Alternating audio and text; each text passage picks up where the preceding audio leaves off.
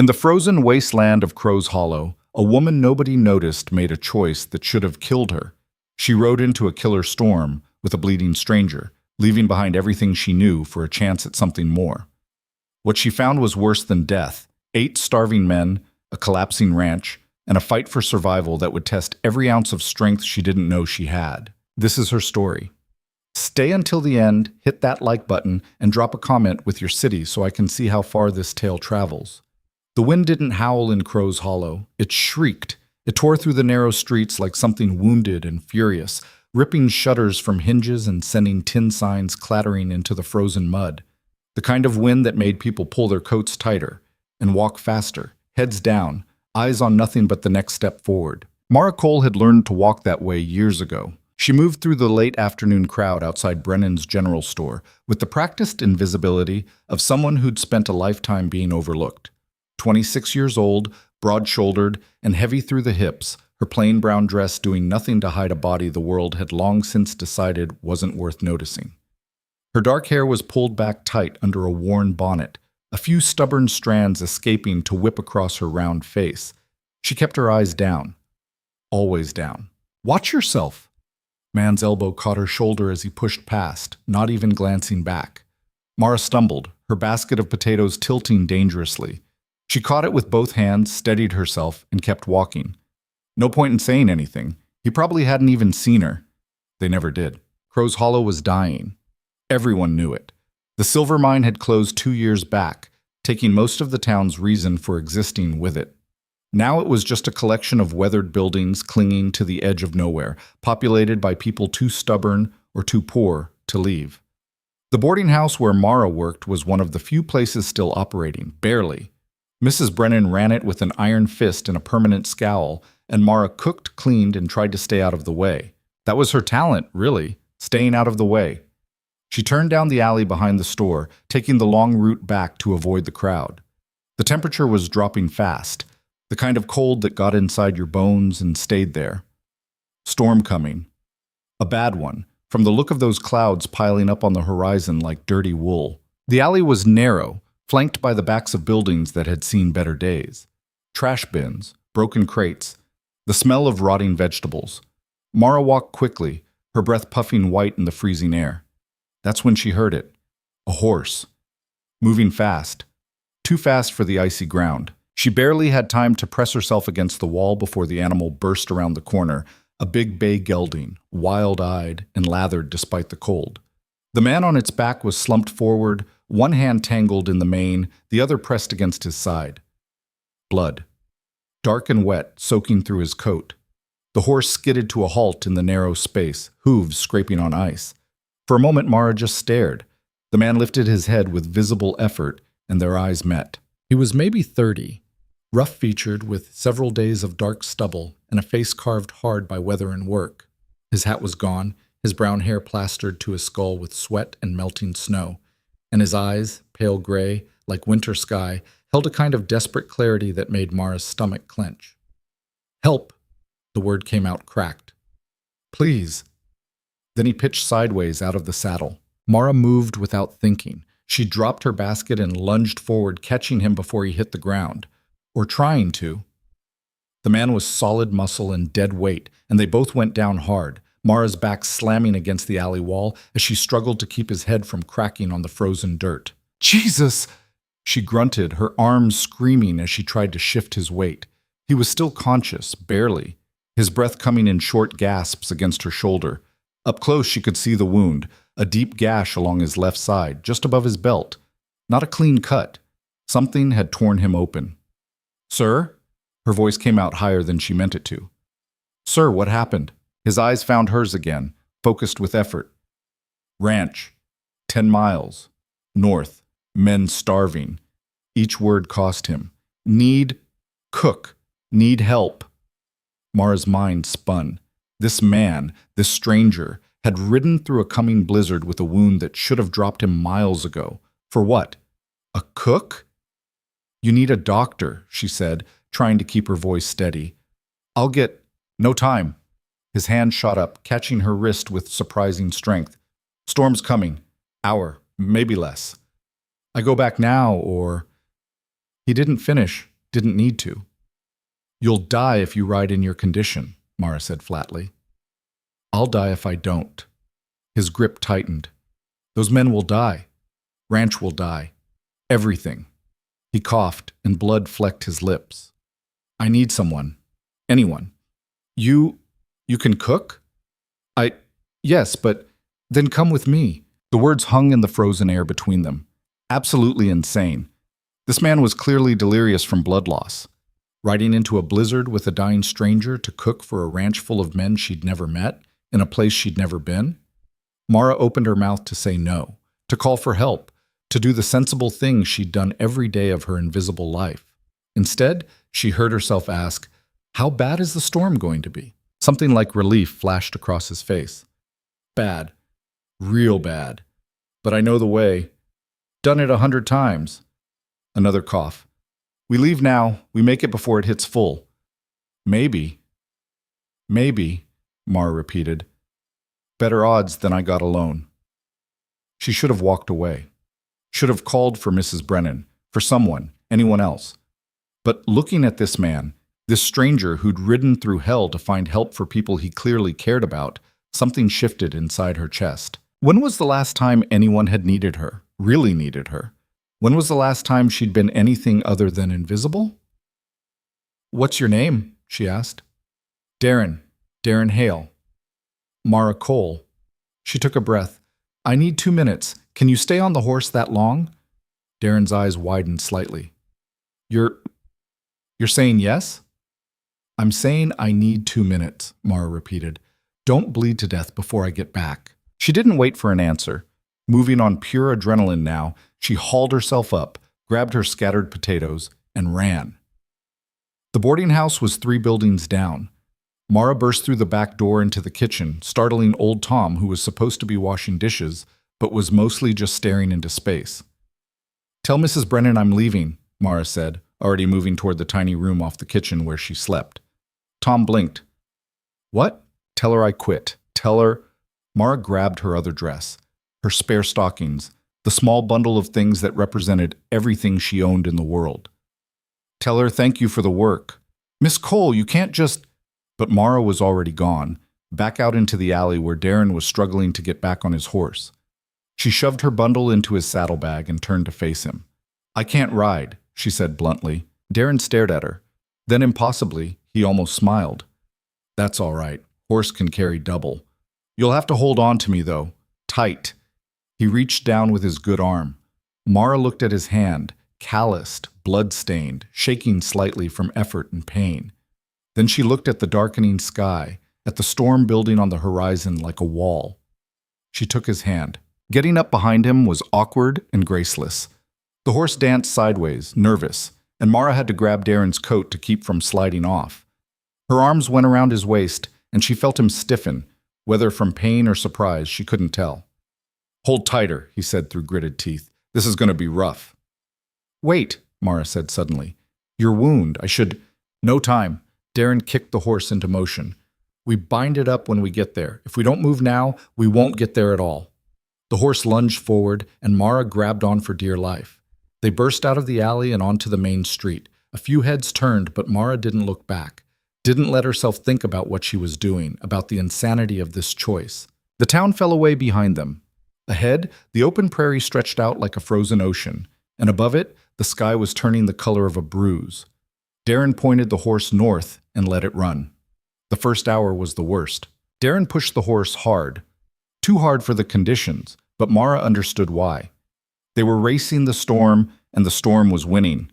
The wind picked up steadily, shifting from a steady blow to vicious gusts that made the horse stumble. The temperature plummeted. Mara's hands went numb despite her gloves, and her face felt like it was being flayed raw. In front of her, Darren swayed in the saddle. Once, twice, his weight shifted dangerously to the left, and Mara had to haul him upright with all her strength. Stay with me, she shouted over the wind. Darren, stay with me. Still here.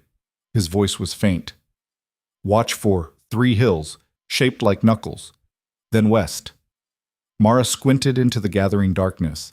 She couldn't see 3 feet ahead, let alone hills. The snow started 20 minutes later. Not gentle flakes. Hard, driving ice crystals that stung like needles and made it impossible to see. The horse slowed, picking its way more carefully now, and Darren's breathing got worse. Shallow, ragged sounds that scared Mara more than the storm. "How much further?" she yelled. No answer. "Darren!" He slumped back against her, his full weight suddenly pressing into her chest. Unconscious. "No," Mara said. No. She couldn't steer the horse. Didn't know how. All she could do was hold Darren upright and pray the animal knew where it was going. The world became white noise and darkness. No sky, no ground, just wind and snow and the desperate rhythm of the horse's hooves. Mara's arms burned. Her back screamed. She lost feeling in her legs entirely, just dead weight clamped to the horse's sides. Time stopped meaning anything. Then through the howling chaos she saw it, a darker shape emerging from the white. Buildings, low and sprawling, barely visible through the storm, but definitely there. The ranch. The horse knew it too. It picked up speed, driven by the promise of shelter and food, and Mara held on as they crashed through drifts toward the main building. A door opened. Yellow light spilled out, and someone shouted something Mara couldn't hear over the wind. The horse stopped so suddenly, Mara nearly fell off. Hands reached up, rough, strong hands, and pulled Darren down. More hands helped her dismount, but her legs buckled the moment they hit ground, and she went down hard on her knees in the snow. "Get him inside!" A voice, deep and commanding. "Christ, he's barely breathing!" "Who the hell is she?" "Don't know, don't care. Move!" Mara tried to stand and couldn't. Someone grabbed her arm, not gently, and hauled her upright. She stumbled forward into the light and warmth of the building, and the door slammed shut behind her, cutting off the scream of the storm. For a moment, all she could do was stand there, swaying, as sensation returned to her body in waves of painful pins and needles. Then her eyes adjusted to the light, and she saw them. Men. 7 of them, gathered around Darren's unconscious form on the floor. 7 pairs of eyes turning toward her with expressions ranging from confusion to outright hostility. They looked like they had been carved from the same hard wood as the ranch itself. Weathered faces, worn clothes, bodies shaped by brutal work and sparse meals. The youngest couldn't have been more than 18, all gangly limbs and patchy beard. The oldest was maybe 50, with gray shot through his dark hair and a scar running from his left eye to his jaw. "Who the hell are you?" the scarred man asked. His voice matched his face, rough and unfriendly. Mara's mouth was too numb to form words. She just stared at them, at their thin faces and hollow eyes, at the empty pot hanging over a fire that had burned down to coals. "Found her with Darren," another man said. "Both came in on his horse." "Is he—" Mara's voice cracked. She swallowed and tried again. "Is he alive?" "Barely." The youngest one was pressing a wadded cloth against Darren's side, but blood was already soaking through. "What happened to him?" "I don't know," Mara said. "He was already wounded when I found him. He said—" She stopped. What had Darren said? Men starving. Need cook. The whole thing seemed insane now, standing in this room full of hostile strangers. He said what? The scarred man took a step toward her. Not threatening exactly, but not friendly either. Mara straightened her spine. He said you needed a cook. Silence. Then someone laughed, a short, bitter sound with no humor in it. "A cook," the scarred man repeated. "Darren rode into town through a blizzard, got himself torn up by God knows what, and brought back a cook. Problem with that?" Mara's voice came out sharper than she intended. Maybe it was the cold, or the exhaustion, or the way they were all looking at her like she was something stuck to the bottom of their boots. But something inside her refused to back down. The man's eyes narrowed. "Yeah, actually, I got several problems with it. 1, we can barely feed ourselves, let alone another mouth. 2, we already had a cook. He left a week ago because Darren couldn't pay him. And 3, he looked her up and down deliberately. You don't exactly look like you know what it means to go hungry." The words hit like a physical blow. Mara felt her face burn, felt the familiar shame rising up to choke her. But before she could respond, before she could turn and walk back out into the storm like every instinct screamed at her to do, a weak voice cut through the tension. "Jacob, stop." Darren, conscious again, barely, his eyes fever bright as he looked up at the scarred man. "She came. Because I asked. Because you all need help. Each word was a struggle. Give her a chance. Darren, you're half dead, Jacob said, but some of the edge had left his voice. You don't know what you're asking. I know. Exactly. Darren's eyes found Mara's. She could have left me in that alley. Didn't. His hand moved toward the wound in his side, but the young man, the one who'd been applying pressure, gently pushed it away. Boss, we need to get this cleaned up, the young man said. It's bad. Then do it, Jacob snapped. But he was looking at Mara now with something other than hostility. Calculation, maybe. Or just exhaustion. Can you actually cook? Yes, Mara said. Prove it. It wasn't a request. Mara looked around the room. One large space, clearly serving as kitchen, dining area, and common room all in one. A massive stone fireplace dominated one wall. The fire burned down to almost nothing.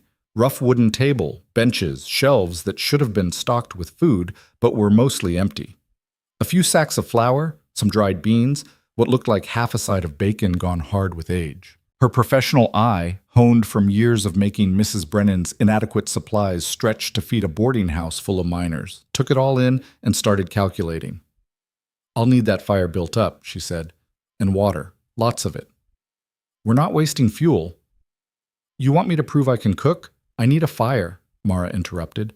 And if you want Darren to live through the night, he needs clean bandages and hot water to flush that wound. So either way, you're building up that fire. Jacob's jaw worked like he was chewing something tough. Then he jerked his head at two of the men. Do it. They moved to obey, and Mara turned her attention back to the shelves. Flour, beans, bacon, not much, but enough. Probably their last supplies until the storm passed and someone could get to town.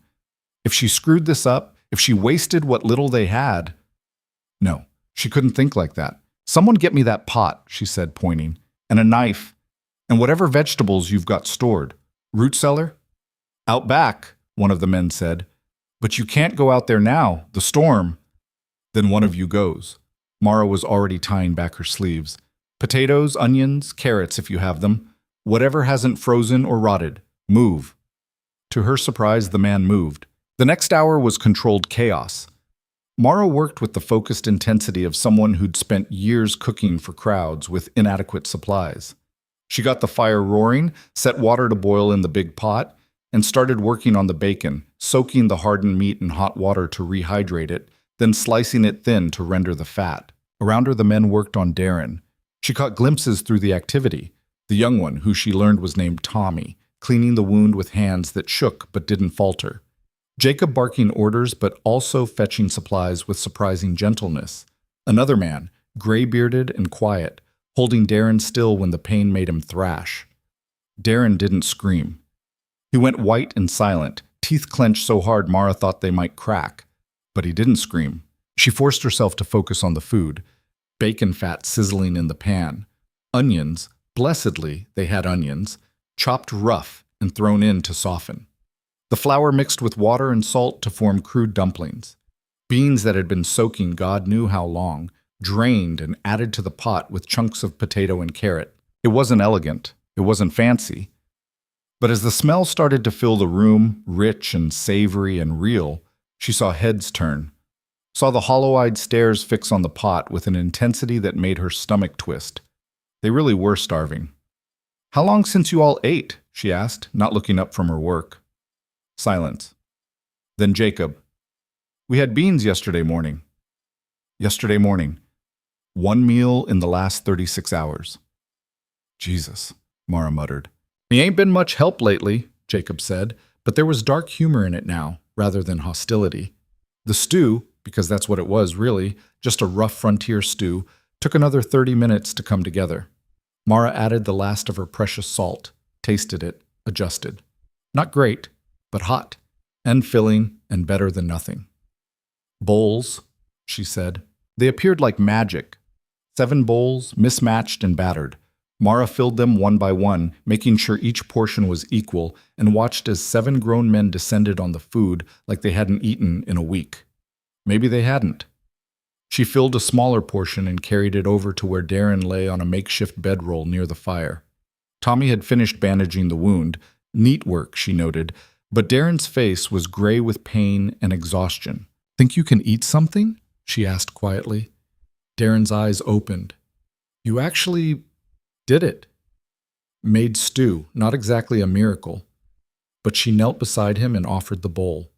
Can you sit up? Help me. Together, Mara and Tommy, they got Darren propped against the wall.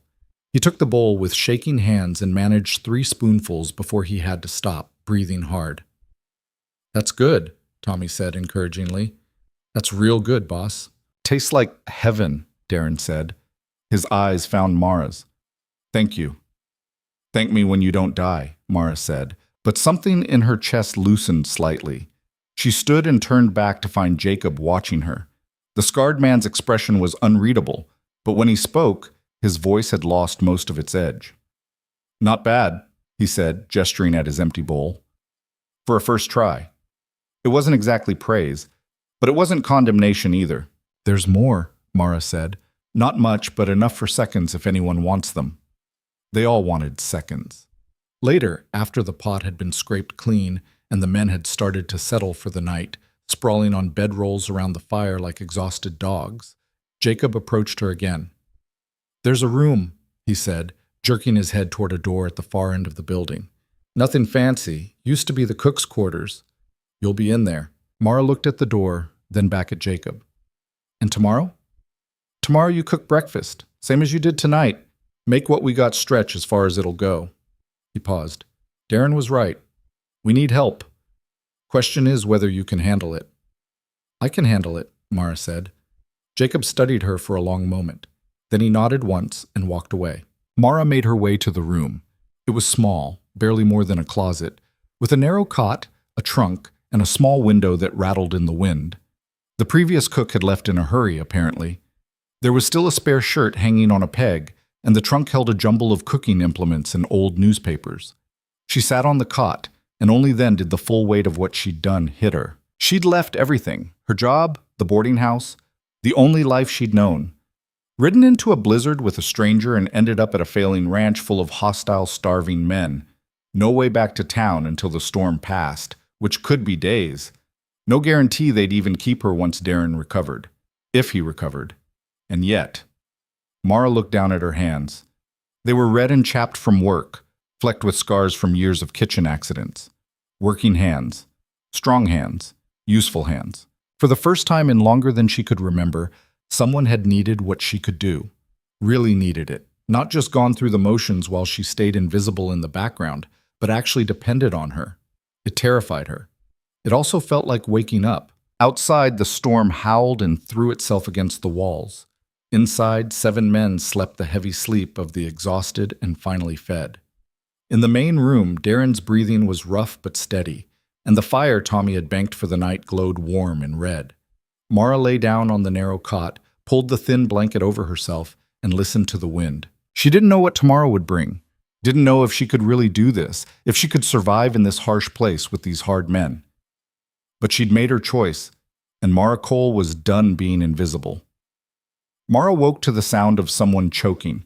She jerked upright on the cot, disoriented in the gray pre-dawn light filtering through the ice-crusted window.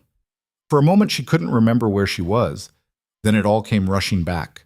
The storm, the ride, the ranch. Another cough, wet and rattling, from the main room. She scrambled out of bed, not bothering with her boots, and yanked open the door. The fire had died to embers, and in the dim light she could see Darren thrashing on his bedroll, one hand clutched to his bandaged side. Tommy knelt beside him, looking panicked. He's burning up, the young man said when he saw Mara. I don't know what to do. Oh. Mara crossed the cold floor in 5 steps and dropped to her knees beside Darren. She pressed her hand to his forehead and swore under her breath. He was on fire, skin slick with sweat despite the cold room. How long has he been like this? She demanded. I don't know. I just woke up and he was... Get the fire going, now. Mara was already pulling back the bandages with careful hands. And wake Jacob. I need clean cloth and whiskey if you have it. We don't have... Then whatever alcohol you've got. Move, Tommy. The boy scrambled to obey. Within minutes, the room was chaos, men stumbling awake, Jacob barking orders, someone feeding wood to the fire until it roared back to life. Mara kept her focus on the wound. It was worse. The edges were red and swollen, heat radiating from the torn flesh. When she pressed gently around it, dark fluid seeped out along with fresh blood. "Infected," she said flatly. "Christ." Jacob appeared at her shoulder, holding a bottle of something that smelled like it could strip paint. "How bad?" "Bad enough that if we don't get it cleaned out, he won't make it through the day." The scarred man's jaw tightened. "What do you need?" "I need him to hold still." Mara took the bottle and sniffed it. Some kind of grain alcohol, strong enough to make her eyes water. It would have to do. "This is going to hurt him, a lot." "Darren's tough. Not tough enough for this." Mara looked up at Jacob. "I mean it. We need to hold him down or he'll hurt himself worse." Jacob turned to the men clustered behind him. "You heard her. Ben, take his legs. Marcus, his arms. Tommy, get over here and help me with his shoulders." They moved into position with the efficiency of men used to working together. Darren's eyes fluttered open, unfocused and glassy with fever. "Mara?" His voice was barely a whisper. "I'm here." She positioned herself by the wound. "This is going to be bad, Darren. I'm sorry." She didn't wait for him to respond. She poured. The alcohol hit the infected wound and Darren screamed, a raw animal sound that made every man in the room flinch. His body arched up off the floor, fighting against the hands holding him down, and Mara had to grip his hip with one hand to keep him steady as she worked. She'd helped Mrs. Brennan with injuries before. Knife cuts from the kitchen, burns from the stove, once a miner who'd taken a pickaxe to the leg. But nothing like this. Nothing that required her to dig her fingers into swollen flesh and pull out fragments of what looked like wood splinters while a man writhed and screamed beneath her hands. "Almost done," she lied, because she wasn't even close. "Almost done, Darren." More alcohol. More screaming. Her hands were shaking, but she couldn't stop, couldn't let herself think about what she was doing or she'd lose her nerve completely. "There," she gasped finally, sitting back on her heels. "That's all I can see." Darren had gone limp, either unconscious or too exhausted to fight anymore. His face was the color of old wax, and his breathing came in short, painful gasps. "We need to pack it," Mara said. "Clean cloth, torn into strips. And we need to keep pouring this." She held up the nearly empty bottle. "Over it every few hours until the fever breaks." "If the fever breaks," Jacob said quietly, "it will." Mara made herself sound certain. "It has to." The next 3 days blurred together into an exhausting routine of cooking, cleaning wounds, and trying to keep 7 men fed on supplies that seemed to shrink every time she looked at them. The storm had settled in for the long haul. It didn't rage anymore, just fell in steady, relentless sheets that piled snow against the buildings until the drifts reached the windows. No one was going anywhere. They were trapped. Mara, the men, and Darren fighting for his life by the fire. The men didn't make it easy. "This again?" The complaint came from a stocky man named Ben on the morning of the second day. He was staring into his bowl with unconcealed disgust. "What is it this time?" "Corn mush with bacon fat," Mara said evenly. She was too tired to take offense. "Same as yesterday, same as it'll be tomorrow, unless someone wants to go hunt in this weather." "It's like eating paste." "Then don't eat it." Mara turned back to the pot. "More for everyone else."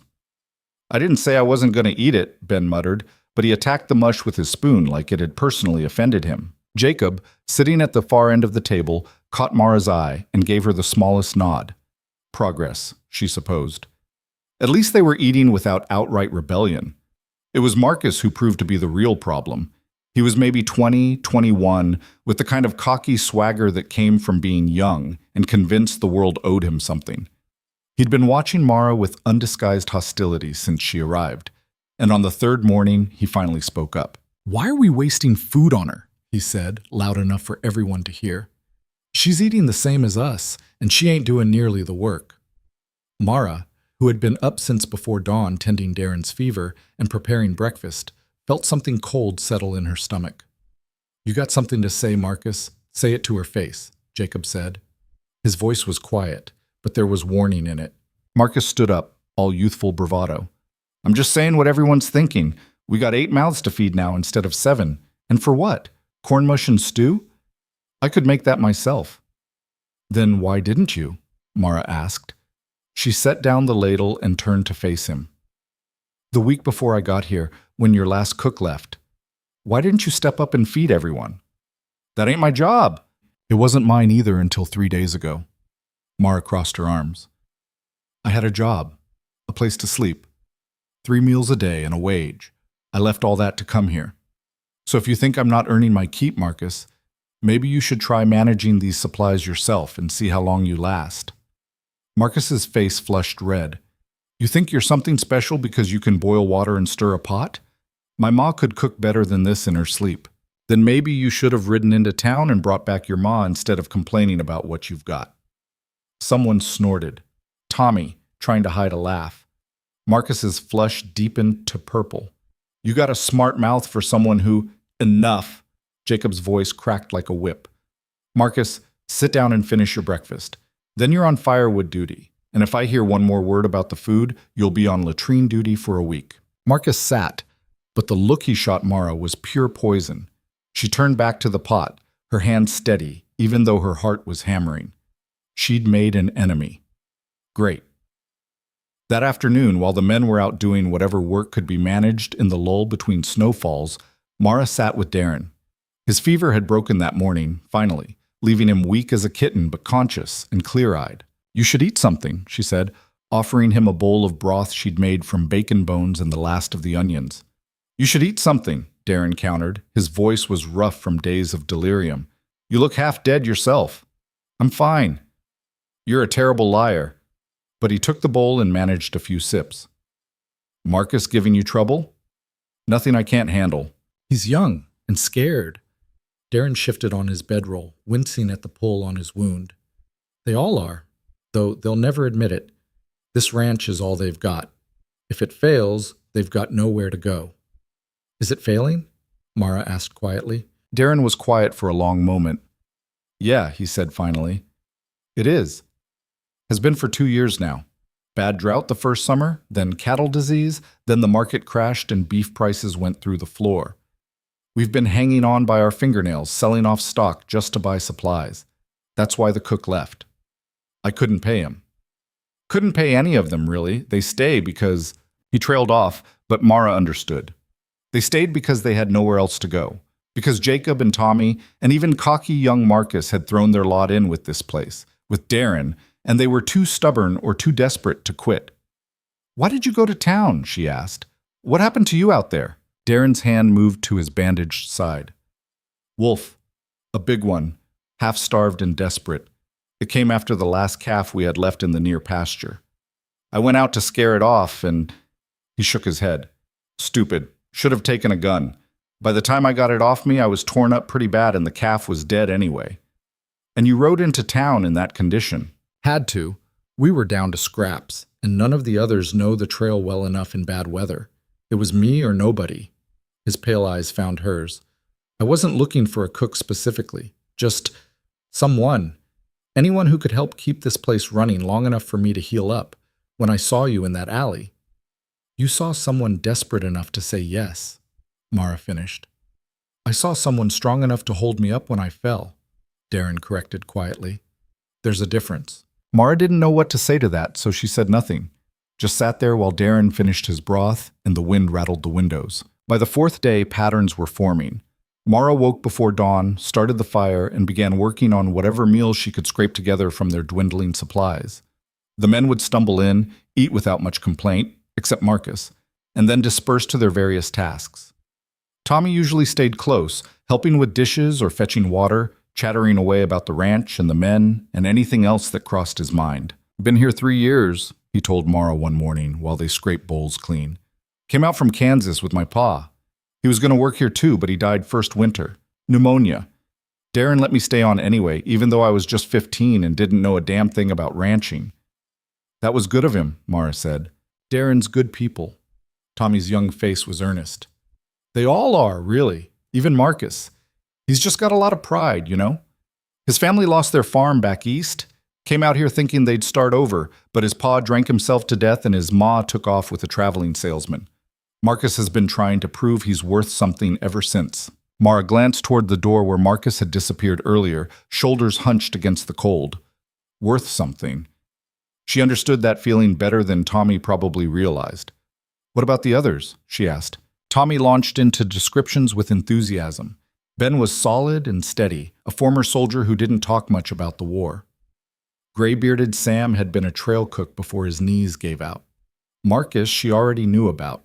The other three, Charlie, Pete, and Frank, were hands who drifted in over the years, looking for work and staying because Darren treated them fair, even when times were hard. "And Jacob?" Mara asked. Tommy's expression shifted, became more careful. "Jacob's different. He and Darren go way back, saved Darren's life once, during some kind of trouble in Colorado. Don't know the whole story, neither of them talk about it much. But Jacob's been here from the start, and if Darren says something, Jacob makes sure it happens, even if he don't always like it." Which explained the reluctant acceptance, Mara supposed. Jacob didn't trust her, didn't particularly want her here, but Darren had asked, and so she stayed. For now. The trouble came on the 5th day when the supplies finally hit critical. Mara stood in front of the shelves and tried to make the math work. Half a sack of flour, dried beans that would need to soak overnight, a few withered potatoes, some salt. That was it. 8 people, maybe 2 days of food if she stretched it thin. After that, nothing. "We need to talk," she said when the men gathered for the midday meal. Jacob looked up from his bowl. "About?" "We're out of food. Or near enough." Mara kept her voice level. "What we've got left will last through tomorrow, maybe the day after, if everyone's willing to go hungry. Then we're done." The room went quiet. Even Marcus stopped eating. "Storm's supposed to break tonight," Ben said. "We could make a run to town tomorrow." "In these drifts?" Jacob shook his head. "We'd lose half the horses just getting through, and we don't have money for supplies anyway. Darren spent the last of it 3 weeks ago." "So what are we supposed to do?" Marcus demanded. "Starve?" "We hunt," Sam said quietly. "Weather breaks, we go out and bring back whatever we can find. In case you haven't noticed, everything with sense has either holed up or moved south," Ben said. "And we ain't exactly got ammunition to waste on maybe finding a deer." The conversation devolved into arguments. Who could hunt? Who should go? Whether they should try to make it to town after all. Mara listened and watched Darren, still too weak to participate, but conscious enough to follow along. His face was drawn tight with worry. This was his ranch, his responsibility, and he couldn't do a damn thing about it. "What about the cattle?" Mara asked. Everyone turned to stare at her. "We sold the last of them 2 months ago," Jacob said. "There's nothing left except—" He stopped. His eyes widened slightly. "Except what?" Mara pressed. "The old bull," Tommy said. "The one up in the north pasture. He's too mean to sell and too tough to eat, so we just left him out there." Jacob was already shaking his head. "That animal's half wild and meaner than sin. We'd lose a man trying to bring him in." "Or we'd have meat for 2 weeks," Mara countered. "Maybe more if we preserve it right." "You don't understand. That bull's killed 2 dogs and put a man in the hospital. We're not starving to death because we're afraid of a cow," Mara interrupted. She looked at Darren. "You bought him for breeding, right? Before the herd failed?" Darren nodded slowly. 3 years ago. Best bloodline I could afford. But he's sterile. Genetic defect we didn't know about until it was too late. And he's got a temperament like a rattlesnake with a toothache." "But he's meat," Mara said. "And we need meat." "She's right." This from Sam, surprisingly. The old trail cook was nodding thoughtfully. "Bull that size, even if he's tough, that's a lot of protein. Enough to keep us going until the thaw." "If we can bring him down without getting killed," Jacob said. "I can do it," Marcus said suddenly. "Give me a rifle and—" "No." Jacob's voice was flat. "You're a decent shot, but that bull's too dangerous for 1 man. We'd need 3, maybe 4, and a plan better than just shoot it and hope." The argument raged for another hour, but Mara could see the tide turning. They were desperate enough now to try almost anything. By the time the meal ended, Jacob had grudgingly agreed to scout the north pasture the next morning if the weather cleared. That night, Mara couldn't sleep. She lay on her cot and listened to the wind finally dying down, leaving behind an eerie stillness that was almost worse than the storm. Through the thin wall, she could hear the men settling in, low voices discussing the next day's plan. She'd pushed them into this. If something went wrong, if someone got hurt or killed trying to bring down that bull, it would be on her. But if they didn't try, they'd starve. All of them. Mara closed her eyes and tried not to think about all the ways this could go wrong. Morning came cold and clear, the sky scrubbed clean by the storm. The drifts were massive, some piled as high as the roof, but the wind had carved paths through them where the ground showed through in frozen patches. Jacob, Ben, and Sam prepared to ride out just after dawn. Marcus argued loudly about being left behind, but Jacob shut him down with a look that could have curdled milk. "You stay here with Tommy and watch Darren," Jacob ordered, "and help Mara with whatever she needs." Marcus's expression suggested he'd rather eat glass, but he nodded. The three men rode out into the white landscape, rifles across their saddles. Mara watched from the doorway until they disappeared into the glare of sun on the snow, then turned back to the kitchen. Work. She had work to do. She set Tommy to grinding the last of the dried corn into meal while she started soaking beans. Marcus sulked by the fire, throwing hostile looks her way every few minutes. Mara ignored him. She had bigger problems than a resentful young man's wounded pride. Darren was sitting up now, looking better than he had in days. The infection had cleared, leaving the wound angry red, but healing. He was still too weak to stand for long, but he'd insisted on moving to a chair by the fire instead of lying on the floor like an invalid. "You're going to tear something if you're not careful," Mara said, checking his bandages. "I'm fine."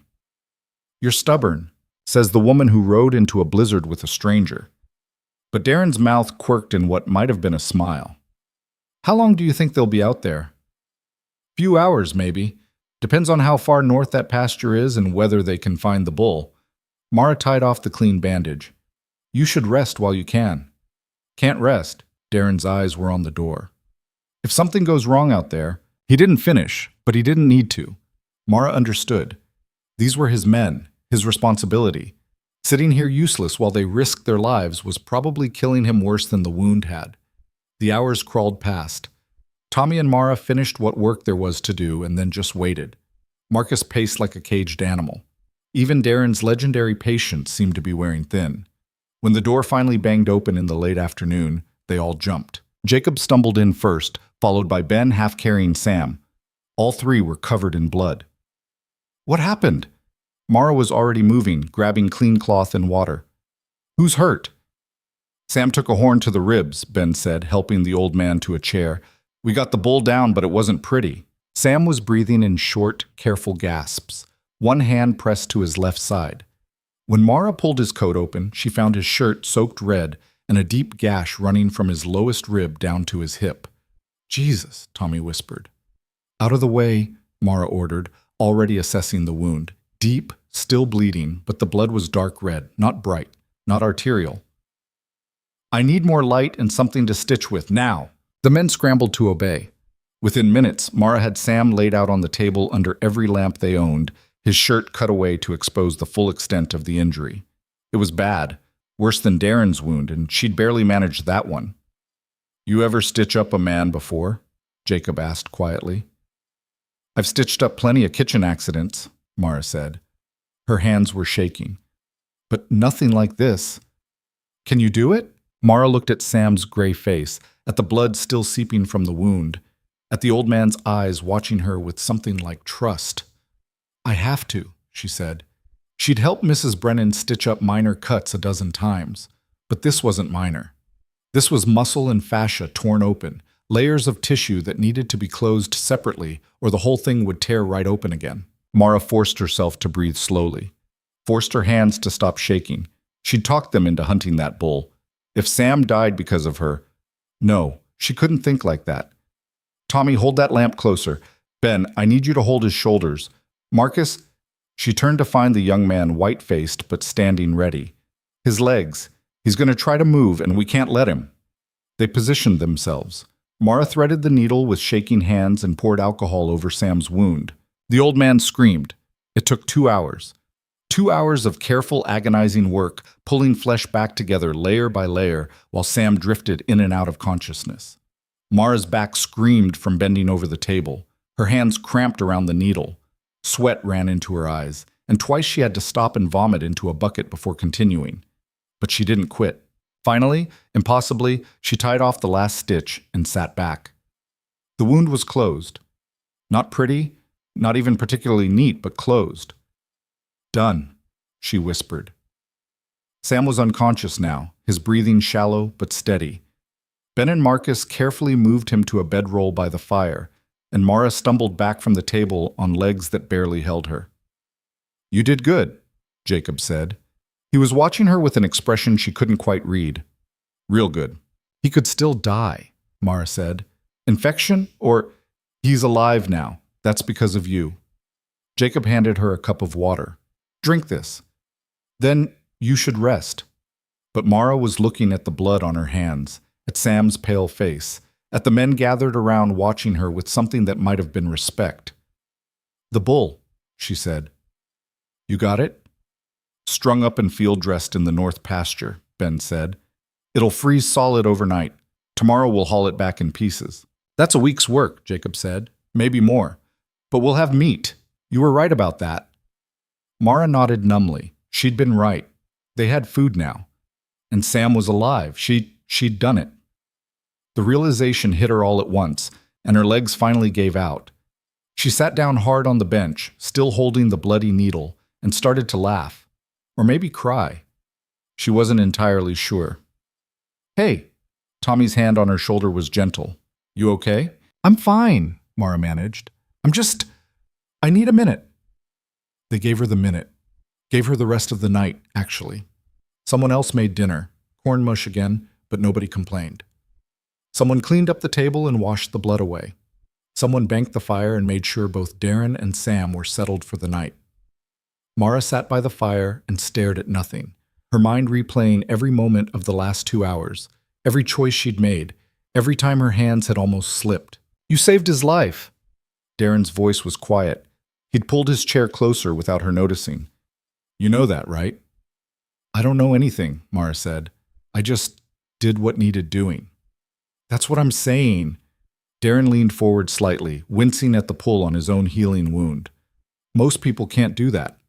Can't look at something impossible and just do it anyway. But you can." Mara looked at him. Really looked. He was still too thin, still pale from blood loss and fever, but his eyes were clear and steady. "I was terrified," she admitted. "I know. I could see your hands shaking." Darren smiled slightly. "But you did it anyway. That's what makes it brave." Before Mara could respond, Marcus appeared at her elbow. The young man looked uncomfortable, his earlier bravado completely gone. He cleared his throat. "I wanted to say, what you did today, that was..." He trailed off, searching for words. "I couldn't have done it, so thanks." It wasn't much of an apology, but coming from Marcus, it was probably the best she was going to get. "You held his legs steady when it mattered," Mara said. "That helped." Marcus nodded once and retreated. But the hostile looks had stopped, and when he glanced her way later, there was something like grudging respect in his eyes. Progress. That night, lying in her narrow cot with every muscle aching, Mara tried to process everything that had happened. A week ago, she'd been invisible. A cook nobody noticed in a dying town. Now she was here, in this harsh place with these hard men, and they were starting to see her. Not as an outsider, not as a burden, as one of them. It terrified her almost as much as stitching up Sam's torn flesh had. Because being seen meant being vulnerable, meant caring about whether she succeeded or failed, meant these men in this place could hurt her in ways the boarding house never could. But it also meant she mattered. For the first time in her life, Mara Cole mattered. She fell asleep to that thought, and when she woke the next morning to the sound of men already moving in the main room, she got up and started cooking without hesitation. There was work to do, and she was done being afraid of it. Sam's fever started the second night. Mara woke to the sound of him muttering, words slurred together into nonsense. She grabbed her shawl and rushed into the main room to find Tommy already there, pressing a damp cloth to the old man's forehead. "He's burning up again," Tommy said, his voice tight with worry. "Just like Darren was." Mara knelt beside the bedroll and checked the wound. The stitches were holding, but the flesh around them was hot and swollen. Red streaks were starting to radiate outward from the gash. Blood poisoning. "Wake Jacob," she said quietly, "and get me hot water and clean cloth. All we have left." The next 72 hours were a blur of sleepless vigilance. Mara changed Sam's bandages every few hours, pouring precious alcohol over the wound until their supply ran out and she had to resort to boiling water and salt. The old man thrashed and raved, lost in fever dreams that had him calling out names Mara didn't recognize. The men took turns sitting with him when Mara had to sleep or cook. Even Marcus did his share without complaint, though his face was drawn and worried. Sam was the closest thing to a father most of them had, and watching him fight for his life was tearing them apart. "He's tough," Ben said on the third night, but his voice lacked conviction. "He'll pull through." Mara didn't answer. She'd seen enough death at the boarding house to know that toughness only got you so far. Sometimes the body just gave up, no matter how hard you fought. But Sam didn't give up. On the fourth morning, Mara checked his forehead and found it cool. Not cold, not clammy, just normal human warmth. His breathing was steady, and when she peeled back the bandage, the red streaks had faded to pink. "He's through it," she said, and had to sit down hard on the floor as relief made her dizzy. Tommy whooped and ran to tell the others. Within minutes, every man in the ranch was crowded around Sam's bedroll, grinning like fools. Even Sam himself managed a weak smile when he opened his eyes and saw them all staring. "I ain't dead yet, you vultures," he croaked. "Stop hovering." But nobody moved. They just stood there, relief written on every weathered face, until Jacob finally cleared his throat and ordered everyone back to work. Mara stayed where she was, watching Sam drift back into a natural sleep. She'd done it. Twice now she'd pulled someone back from the edge, and twice it had worked. Maybe she was stronger than she'd thought. The bull meat changed everything. With food in their bellies and 2 men on the mend, the atmosphere in the ranch shifted. The men laughed more, worked harder, stopped looking at Mara like she might disappear any moment. She fell into rhythms with them, learned their quirks and habits. Ben liked his coffee strong enough to dissolve a spoon and never talked before his second cup. Charlie hummed while he worked, always the same 3 songs. Pete was left-handed and kept bumping elbows with whoever sat next to him at meals. Frank barely spoke at all, but he smiled sometimes when Tommy told stories. And Marcus stopped glaring at her, though he still kept his distance. Small victories. Darren was back on his feet now, moving carefully but moving. He'd taken to sitting at the table while Mara cooked, watching her work with an intensity that made her self-conscious. "You're staring again," she said one morning, not looking up from the bacon she was frying. "Just thinking," Darren said. "About?" "About how lucky I was. Finding you in that alley." Mara snorted. "Lucky? You were bleeding to death. And if I'd collapsed anywhere else, I would have died there." Darren leaned back in his chair. "But I found you instead. That's luck." "Or coincidence?" "Maybe." Darren was quiet for a moment. "My mother used to say that people come into your life when you need them most. I never believed her until now." Mara felt heat rise to her face that had nothing to do with the cook fire. She focused very hard on flipping the bacon. "Your mother sounds like a wise woman." "She was. Died when I was 15, pneumonia." Darren's voice went soft. "My father sold the farm after that and drank himself into an early grave.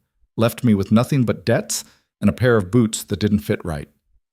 "I'm sorry," Mara said. "Don't be. I made something of myself anyway. Worked ranches all over, saved every penny, and finally bought this place 5 years ago. It was supposed to be—" He trailed off, looking around at the rough walls and worn furniture. "It was supposed to be different." "It still could be," Mara said. Darren looked at her then, really looked, and something in his expression made her breath catch. "Yeah," he said quietly. "Maybe it could." The moment stretched between them, fragile and strange, until Jacob banged through the door with an armload of firewood and broke the spell. "Storm's coming," Jacob announced. "Another big one. We've got maybe 6 hours." The men moved with practiced efficiency, securing shutters and bringing in extra wood. Mara made sure the kitchen was stocked, the water barrels filled, the lamps ready. They'd survived one storm. They could survive another. This one hit harder than the first. The wind screamed like something alive and furious, and the temperature dropped so fast that frost formed on the inside of the windows. The men huddled close to the fire, and Mara kept soup simmering all day so they could eat whenever they needed warmth. On the second day, the roof started leaking. "There," Tommy pointed at a dark stain spreading across the ceiling above the table. "That's new." Even as they watched, a drop of icy water fell and splattered on the wood. "Shingles must have come loose," Jacob said. He looked at Darren. "We need to get up there and patch it before the whole section caves in." "In this weather?" Ben shook his head. We'd freeze to death before we got 3 nails in. Then we do it from inside. Patch it temporary until the storm passes. Jacob was already moving, pulling tools from a trunk in the corner. Marcus, Tommy, you're with me. Everyone else, move that table before the ceiling decides to come down on it. They worked for hours, Marcus and Tommy holding boards in place while Jacob hammered them into the rafters. Water dripped steadily the whole time, and the temperature in the room dropped as cold air whistled through gaps in the patch job. Mara kept the fire roaring and made hot coffee, pressing cups into frozen hands whenever the men came down from their perches. Her own hands were numb from carrying water and wood, but she didn't stop. Couldn't stop. They needed her to keep things running while they fought to keep the roof over their heads. By evening, the leak was down to a slow drip. Not fixed, but manageable. Everyone was exhausted and soaked through with melted snow and sweat. That'll hold until spring, Jacob said, examining his work with a critical eye. Then we'll need to replace the whole section.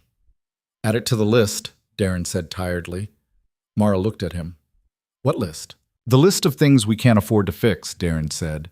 He tried to smile, but it came out bitter.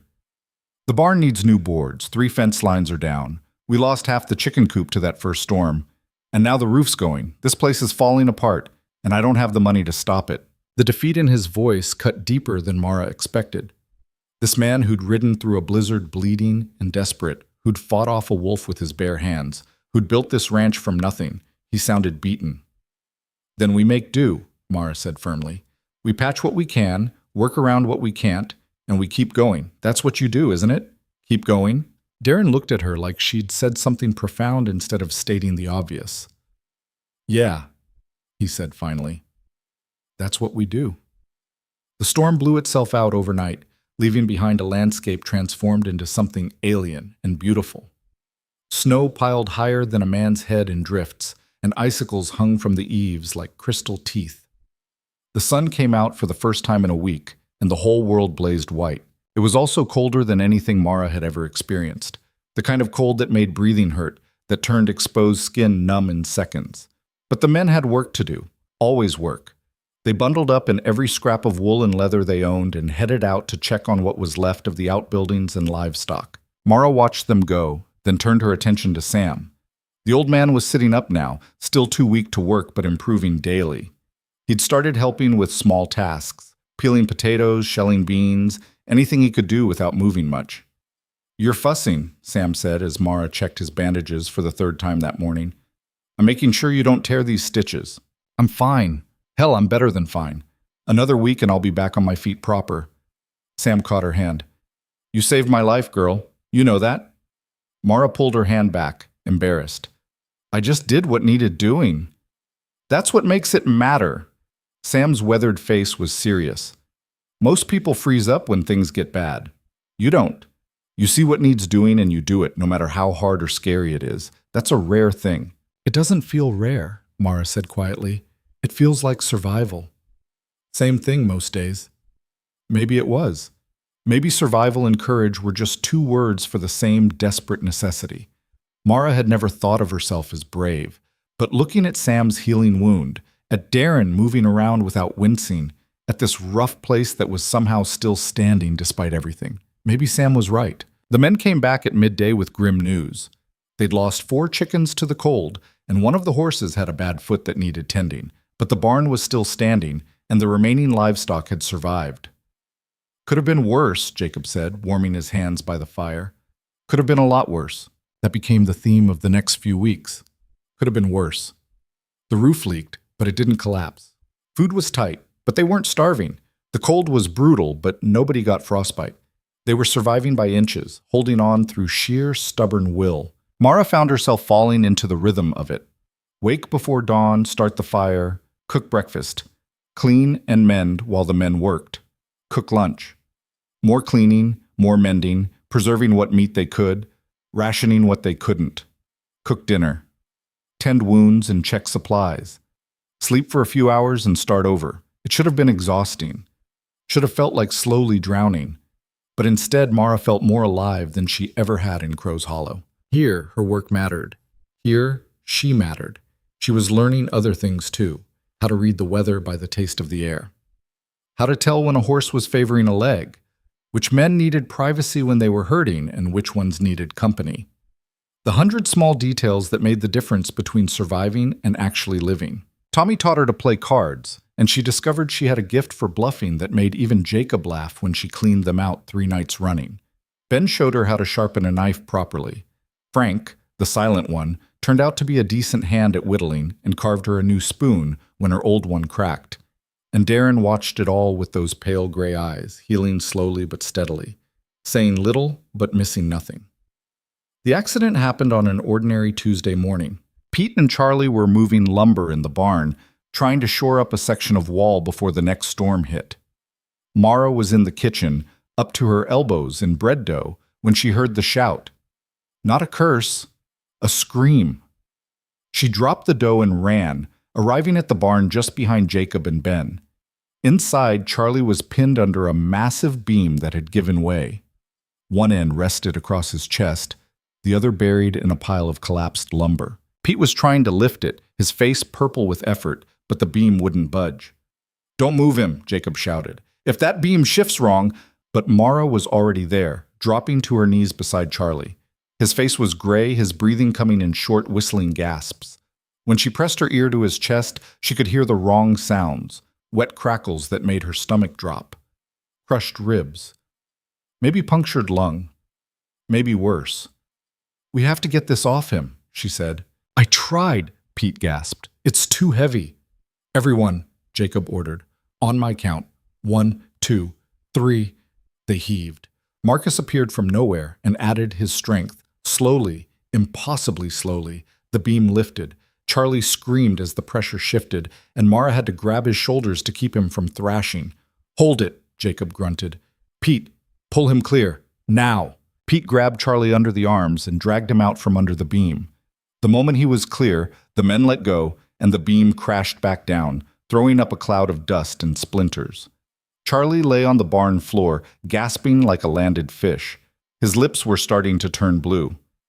"Get him inside," Mara said. "Carefully. Don't jostle him." They carried Charlie into the house and laid him on the table, the same table where Mara had stitched up Sam. His breathing was getting worse, each breath a struggle that seemed to accomplish nothing. "He's drowning," Ben said quietly, lungs filling up with blood. Mara knew he was right. She'd seen it once before, years ago, a miner who'd taken a cave-in to the chest. He'd died within the hour, choking on his own blood while everyone stood helpless. But that was before she'd learned to dig infection out of wounds, before she'd stitched up Sam's torn flesh, before she'd become someone who did impossible things because they needed doing. "There's a procedure," she said slowly. "I read about it once. A doctor came through Crow's Hollow and treated a man with a collapsed lung. He used a hollow needle to drain the blood and let the lung reinflate." "You read about it," Jacob repeated. His voice was flat. "That's not the same as knowing how to do it." "I know that." Mara looked at Charlie's blue lips, at his chest moving in short, desperate hitches. "But if we don't try, he's going to die. Right here, right now. At least this gives him a chance." "What kind of chance?" Darren asked. He'd come to stand beside the table, his hand gripping the edge so hard his knuckles were white. "Honestly, I don't know." Mara met his eyes. "But it's the only chance he's got." The men looked at each other. Pete was crying silently, tears running down into his beard. Marcus had gone white. Even Jacob seemed at a loss.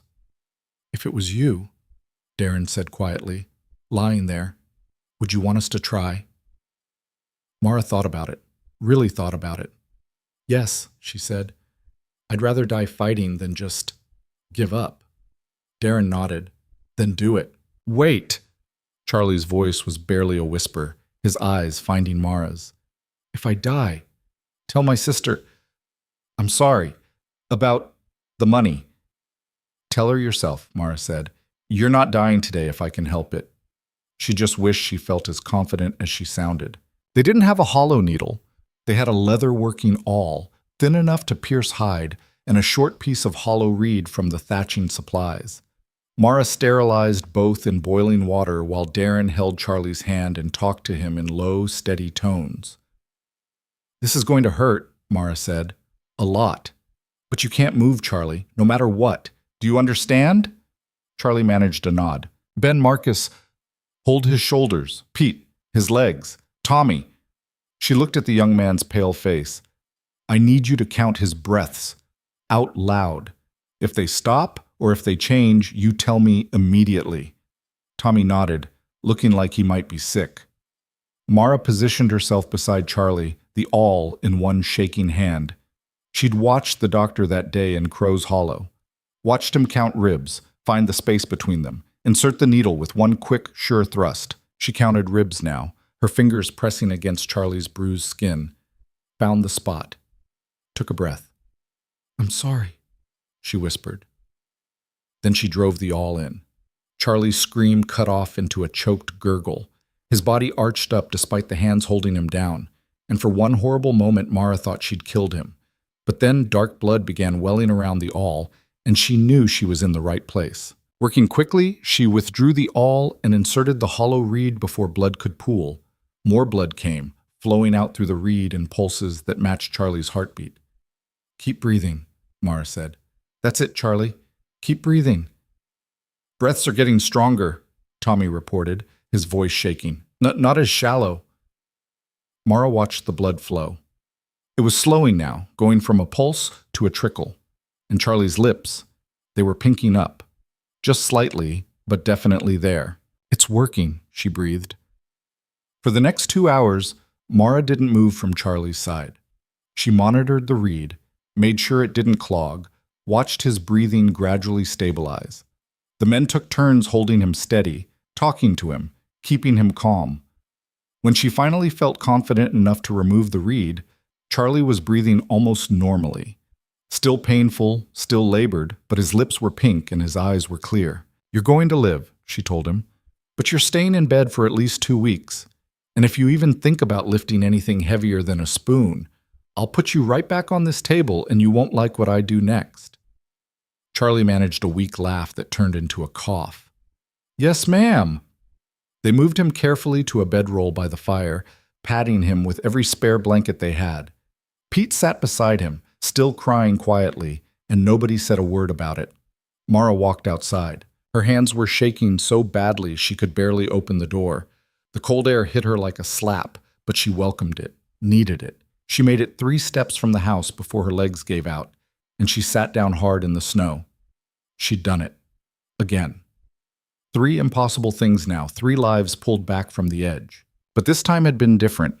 This time, she'd taken a real risk, done something she'd only read about once, years ago. She could have killed Charlie, could have punctured something vital or caused an infection that would kill him slowly instead. But she hadn't. The door opened behind her. Footsteps crunched through the snow, and then Darren was sitting beside her, his own breath puffing white in the freezing air. You should be inside, Mara said. Your wound is fine.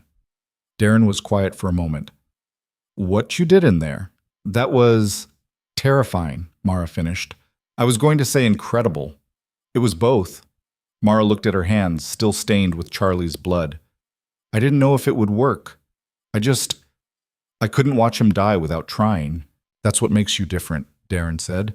Most people, they see something impossible and they give up. You see something impossible and you try anyway. He paused. The men, all of us, we'd be dead without you. You know that, right? Mara didn't know what to say, didn't trust her voice, so she just sat there in the snow while Darren sat beside her, and for a long time neither of them spoke. Finally, Darren stood and offered her his hand. Come inside, you're freezing. Mara let him pull her up. His hand was warm and calloused, and he didn't let go right away. Thank you, he said quietly, for everything. For staying, for fighting, for being exactly who you are.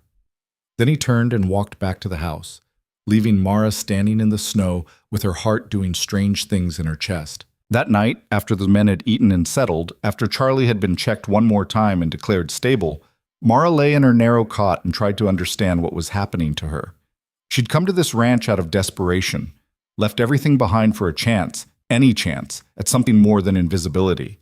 She'd expected hard work, maybe acceptance if she was lucky. She hadn't expected to become essential, hadn't expected these rough, weathered men to look at her like she was the thing holding their world together. Hadn't expected to care so much whether they lived or died. And she definitely hadn't expected Darren Hale to look at her the way he'd looked at her outside. Like she was something precious, something worth keeping. It scared her more than any wound or storm ever could, because caring meant vulnerability. Caring meant these people could hurt her. And Mara had spent so long being invisible specifically so she couldn't be hurt. But it was too late for that now. She'd already started to care. About Sam's healing ribs and Tommy's easy laughter, and even Marcus's grudging respect, about this failing ranch and its leaking roof, and whether they'd make it through to spring, about Darren, with his gray eyes and quiet strength, and the way he said her name like it mattered.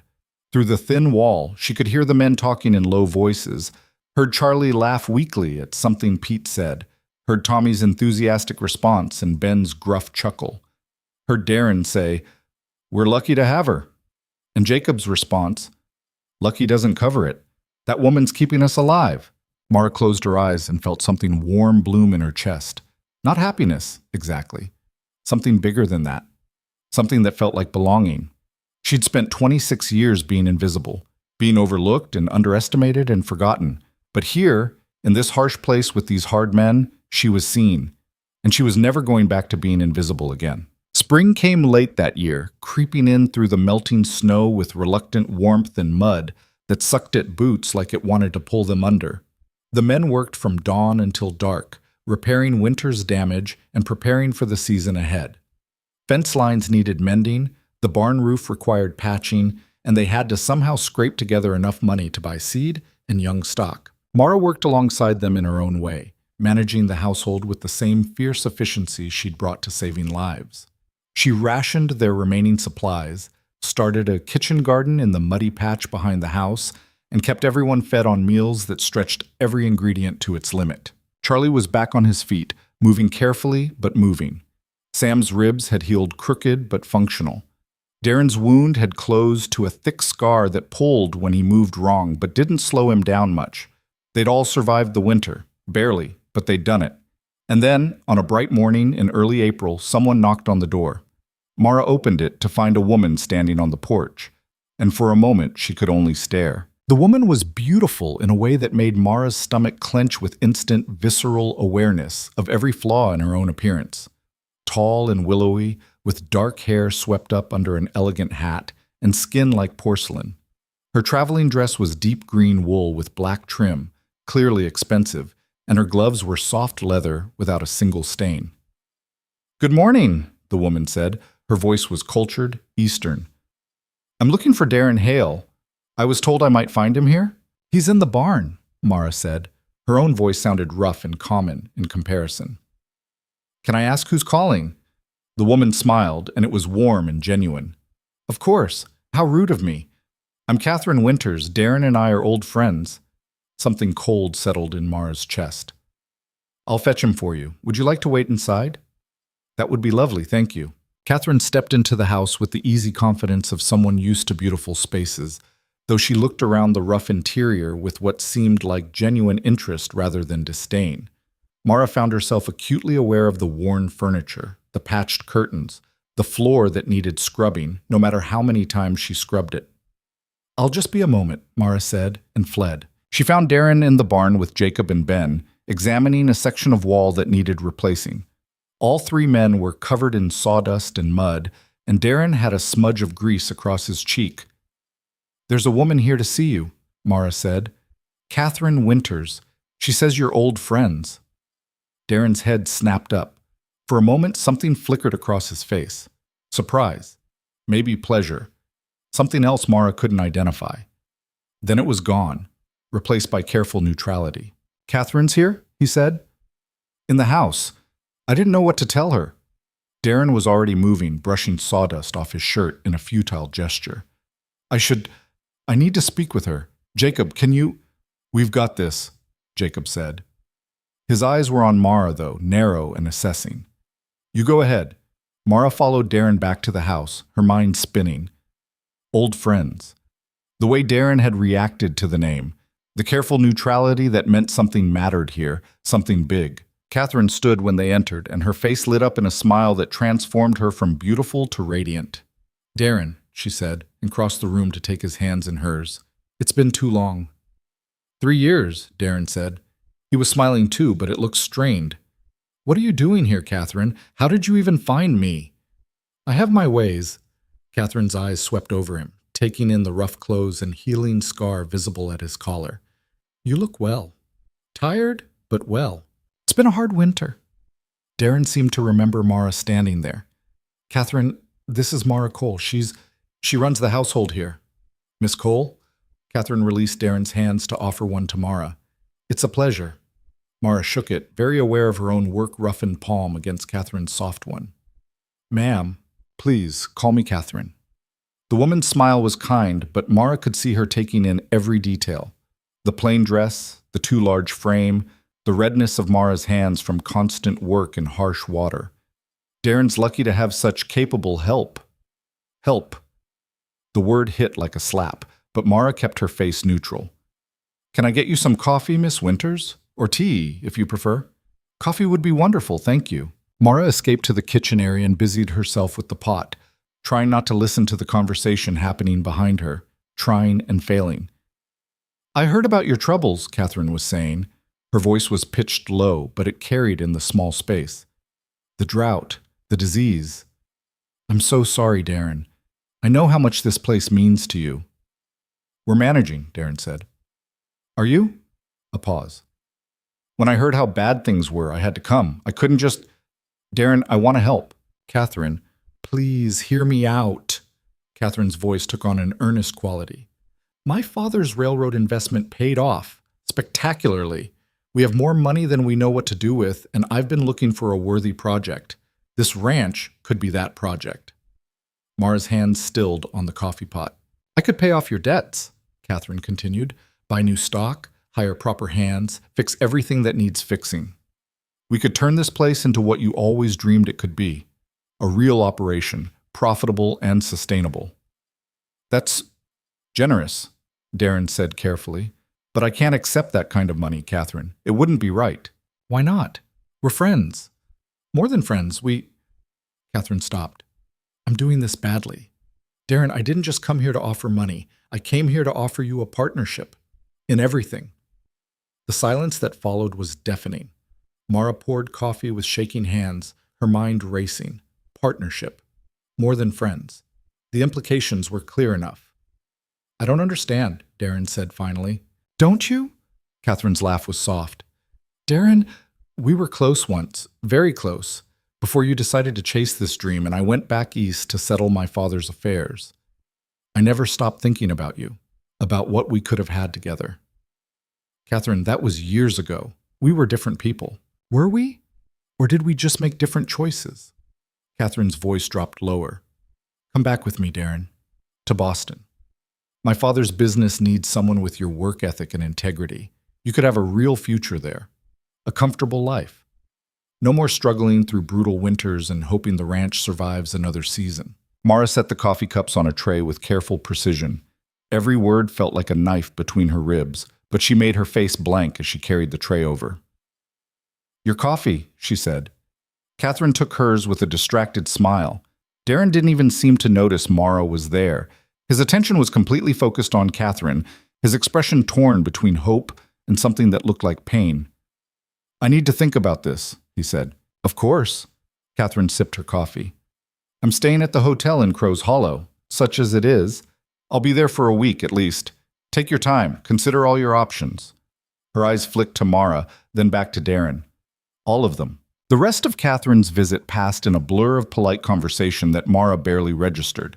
She served more coffee, answered questions about the ranch in monosyllables, and tried to ignore the way Catherine's hand occasionally found Darren's arm, the way they shared glances that spoke of history Mara could never be part of. Finally, Catherine stood to leave. I should get back before dark. The road from town is treacherous even in good weather. She turned to Mara. Thank you for your hospitality, Miss Cole. Of course.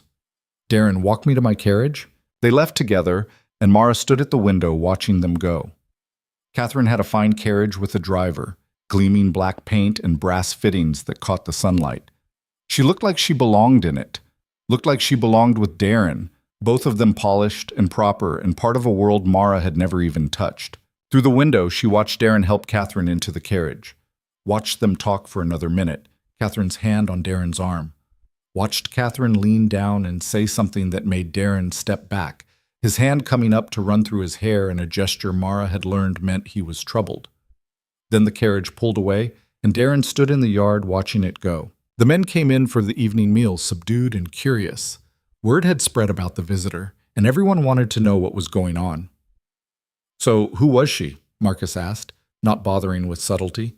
Darren pushed food around his plate without eating much. "An old friend from before I came out here." "Must be some friend," Ben said, "to track you down in the middle of nowhere." "She offered to invest in the ranch," Darren said. "Pay off our debts, buy new stock. Everything we need to make this place profitable again." The men perked up at that. Even Jacob, who usually stayed skeptical of anything too good to be true, looked interested. That's incredible," Tommy said. "Isn't it? I mean, that would solve everything." "Nothing solves everything," Darren said, "and her offer came with conditions." "What kind of conditions?" Jacob asked. Darren looked around the table at the faces of men who'd stuck with him through the worst winter in memory. Men who'd worked without pay, who'd nearly died, who'd kept faith in a failing ranch because it was all they had. "She wants me to leave," he said quietly. "Go back east with her, work for her father's business. She'd still invest in the ranch, but I wouldn't be here to run it." The silence that followed was thick enough to cut. "Would you go?" Charlie asked. He was the first to voice what everyone was thinking. "I don't know," Darren admitted. "It's a good opportunity, a stable future, no more wondering if we'll make it through each season." "But you'd be gone," Tommy said. His young face was stricken. "You'd leave us?" "I haven't decided anything yet." Darren's voice was firm but not unkind. "I'm just telling you what was offered. I need time to think about it." Mara stood and started collecting plates with hands that wanted to shake. She couldn't listen to any more of this. Couldn't sit there and watch Darren consider leaving. Couldn't see the hope and fear warring on the men's faces. "Mara," Darren said. She didn't turn around. "I need to clean up." "Mara, wait." But she was already moving toward the kitchen area, putting distance between herself and the table full of men trying to figure out if their world was about to collapse again. She scrubbed dishes with more force than necessary, her mind churning. Of course Darren would consider leaving. Why wouldn't he? Catherine was offering him everything: money, security, a beautiful woman who clearly cared for him. What did this failing ranch have to compete with that? Hard work and constant struggle and meals that barely filled bellies? What did Mara have to compete with that? Nothing. She had nothing. She was the cook. The help, as Catherine had so neatly put it. She kept the household running, but she wasn't part of Darren's real life. She was just someone who'd been in the right place at the right time. Someone desperate enough to ride into a blizzard with a stranger. She'd started to forget that. Started to think maybe she belonged here. Maybe these men needed her for more than just her ability to stretch beans and patch wounds. But she'd been fooling herself. "You want to talk about it?" Jacob's voice came from behind her. Mara didn't turn around. "Nothing to talk about." "That woman rattled you." "That woman is beautiful and rich and offering Darren everything he needs." "Why would that rattle me?" Jacob was quiet for a moment. "You care about him." It wasn't a question. Mara's hand stilled in the dishwater. "Doesn't matter if I do," she said finally. "He's got choices to make, and my feelings don't factor into them." Maybe they should. Why? Mara turned to face him then, all the hurt and anger she'd been holding back spilling into her voice. "I'm the help, Jacob. I cook and clean and patch people up when they're bleeding. That's useful, sure, but it's not... I'm not..." She stopped, unable to finish. Not beautiful. Not refined. Not the kind of woman a man like Darren would choose when he had other options. Jacob's scarred face was unreadable. "You really don't see it, do you?" "See what?" "What you mean to this place, to him." Jacob shook his head. "You saved my life, Mara. Saved Sam's life, Charlie's. Kept us all fed and sane through the worst winter in memory. You think that's just cooking and cleaning?"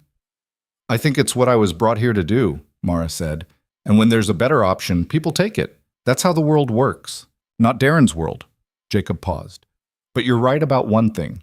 He does have choices to make. Question is whether he'll have the sense to make the right one. He left her alone after that, and Mara finished the dishes in silence. That night, she lay in her cot and tried to imagine what it would be like if Darren left. Jacob would probably take over running the ranch. The men would stay, because they had nowhere else to go. And Mara would keep cooking and cleaning and being useful until the money ran out, or the ranch finally collapsed, or someone decided they didn't need a cook anymore. The thought should have terrified her. Instead, it just made her tired. She'd been invisible for 26 years. For a few months, she'd been seen. But maybe that was all she got. Maybe this was just a brief, bright moment before she faded back into being forgettable again. The tears came quietly, and she let them fall. The next few days were tense. Darren was distant, spending long hours working in the far pastures and coming back exhausted and uncommunicative. The men tiptoed around him, uncertain what to say or do. And Mara kept to her routines with mechanical precision, trying not to think about what might be coming. On the fourth day, Jacob pulled her aside. "He's going into town tomorrow," Jacob said quietly. "To see her." "That's his choice." "Is it?" Jacob's eyes were sharp. "Or is he running because he doesn't know how to handle what's happening here?" "What's happening here?" Mara kept her voice neutral. "I don't know what you mean." "Yes, you do." Jacob leaned against the wall. "I've known Darren for 8 years. Watched him build this place from nothing. Watched him fight through every setback without flinching. But you scare him worse than any drought or disease ever did." "That's ridiculous." "Is it? You come out of nowhere, save his life, save all our lives, and make yourself essential to everything we do. And somewhere along the way, he fell for you." Jacob held up a hand when Mara started to protest. "Don't bother denying it. Everyone sees it except apparently you two." "It doesn't matter," Mara said. "He's going to see her tomorrow. Maybe he'll decide to leave. Either way, what I feel or don't feel isn't going to change anything." "You could tell him." "Tell him what? That I'm in love with him?" The words slipped out before Mara could stop them, and she froze. Jacob's expression softened. "Yeah, that." "No." Mara shook her head. "If he wants to leave, he should leave. I'm not going to be the thing that traps him here out of guilt or obligation. He deserves better than that. He deserves to know the truth. The truth is, I'm the cook. I'm useful. But when someone like Catherine Winters shows up offering him a real future, I can't compete with that. Won't try to." Mara straightened her shoulders. "If Darren decides to go, I'll be happy for him. And I'll keep this place running until it doesn't need me anymore." Jacob studied her for a long moment. "You're stronger than you give yourself credit for," he said finally. "But strength isn't the same as martyrdom, Mara. Sometimes the bravest thing you can do is fight for what you want, instead of just accepting what you think you deserve." He walked away before she could respond, leaving Mara alone with thoughts that wouldn't settle. That evening, Darren announced he'd be riding to town the next day. "I need to give Catherine an answer," he said. "She's been waiting long enough." The men nodded, their faces carefully neutral. Mara kept her attention on the stew she was stirring. "Whatever you decide," Ben said, "we'll make it work." "I know." Darren's voice was rough. "You've all stuck by this place longer than you should have. Longer than I had any right to ask." "You didn't ask," Sam pointed out. "We stayed because we wanted to, because this is home." "Even if I'm not here?" The question hung in the air. Charlie was the one who finally answered. "Home's not just a place, boss. It's the people in it. You built something here. We're not going to let it fall apart just because you take a different opportunity." Darren nodded, but he looked more troubled than comforted. His eyes found Mara across the room, and for a moment they just looked at each other. Then Mara turned back to her stew, and the moment passed. That night, Mara couldn't sleep. She lay in the dark and listened to the sounds of the ranch settling around her. The creak of wood, the whisper of wind, the distant sound of horses shifting in the barn. Home. Charlie had called this place home, and Mara realized with a sharp pang that she thought of it the same way. This rough building with its leaking roof and patched walls, this collection of hard men and endless work, this place that had tried to kill her and instead had given her something she'd never had before. Purpose. Belonging. The knowledge that she mattered. She was in love with Darren. Jacob was right about that. Somewhere between the desperate ride through the storm and the quiet moments over coffee, she'd fallen for him. For his strength and his gentleness. For the way he treated his men with respect and his ranch with hope despite everything. But that didn't change the facts. Catherine could give him everything Mara couldn't. Beauty, wealth, a future without struggle. How could she compete with that? She couldn't. The only thing she could do was let him go. If that's what he chose, she'd let him go with grace and continue the work she'd started.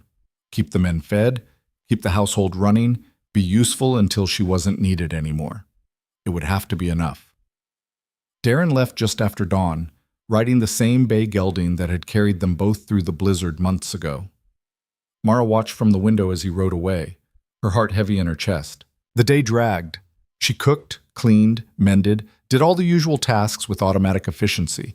The men were subdued, working quietly and speaking in low tones when they spoke at all. By evening, everyone was on edge. "How long does it take to give someone an answer?" Marcus muttered, staring out the window for the 20th time. "As long as it takes," Jacob said. But even he looked worried. The sun was setting when they heard hoofbeats. Everyone rushed to the windows, but it wasn't Darren. It was Catherine's carriage. Mara's stomach dropped. Catherine was here. That meant Darren had given his answer, and she'd come to, what, celebrate? Make arrangements? The carriage stopped in the yard, and Catherine climbed out without waiting for her driver. She looked agitated. Her usual polished composure cracked around the edges. Mara opened the door before Catherine could knock. "Miss Winters," she said, "Darren's not here. He went to town to see you." "I know. I passed him on the road." Catherine's eyes were bright with something that might have been tears. "I need to speak with you, Miss Cole. Privately, if possible." Mara blinked. "Me? Please." They stepped outside, away from the windows where Mara could feel the men watching. Catherine paced a few steps, then turned back with her arms wrapped around herself. "He turned me down," she said abruptly. "Darren, he refused my offer, all of it." Mara didn't know what to say. "I'm sorry?" "Don't be." Catherine laughed, but it sounded broken. "I am, but you shouldn't be. He told me he couldn't leave, that this ranch, these men, they're his responsibility and he won't abandon them, not even for financial security." She looked at Mara. "Not even for me." "Catherine, I don't understand why you're telling me this." "Because you need to know what you mean to him." Catherine's voice was fierce. "When I asked him why he wouldn't come, really asked him, do you know what he said? He said there was someone here who needed him to stay, someone who'd given up everything to help him save this place, and he couldn't leave her to face it alone." The world seemed to tilt.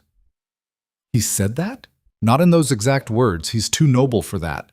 But I know Darren. I know when he's in love, even if he hasn't admitted it to himself yet." Catherine stepped closer. "He chose you, Miss Cole.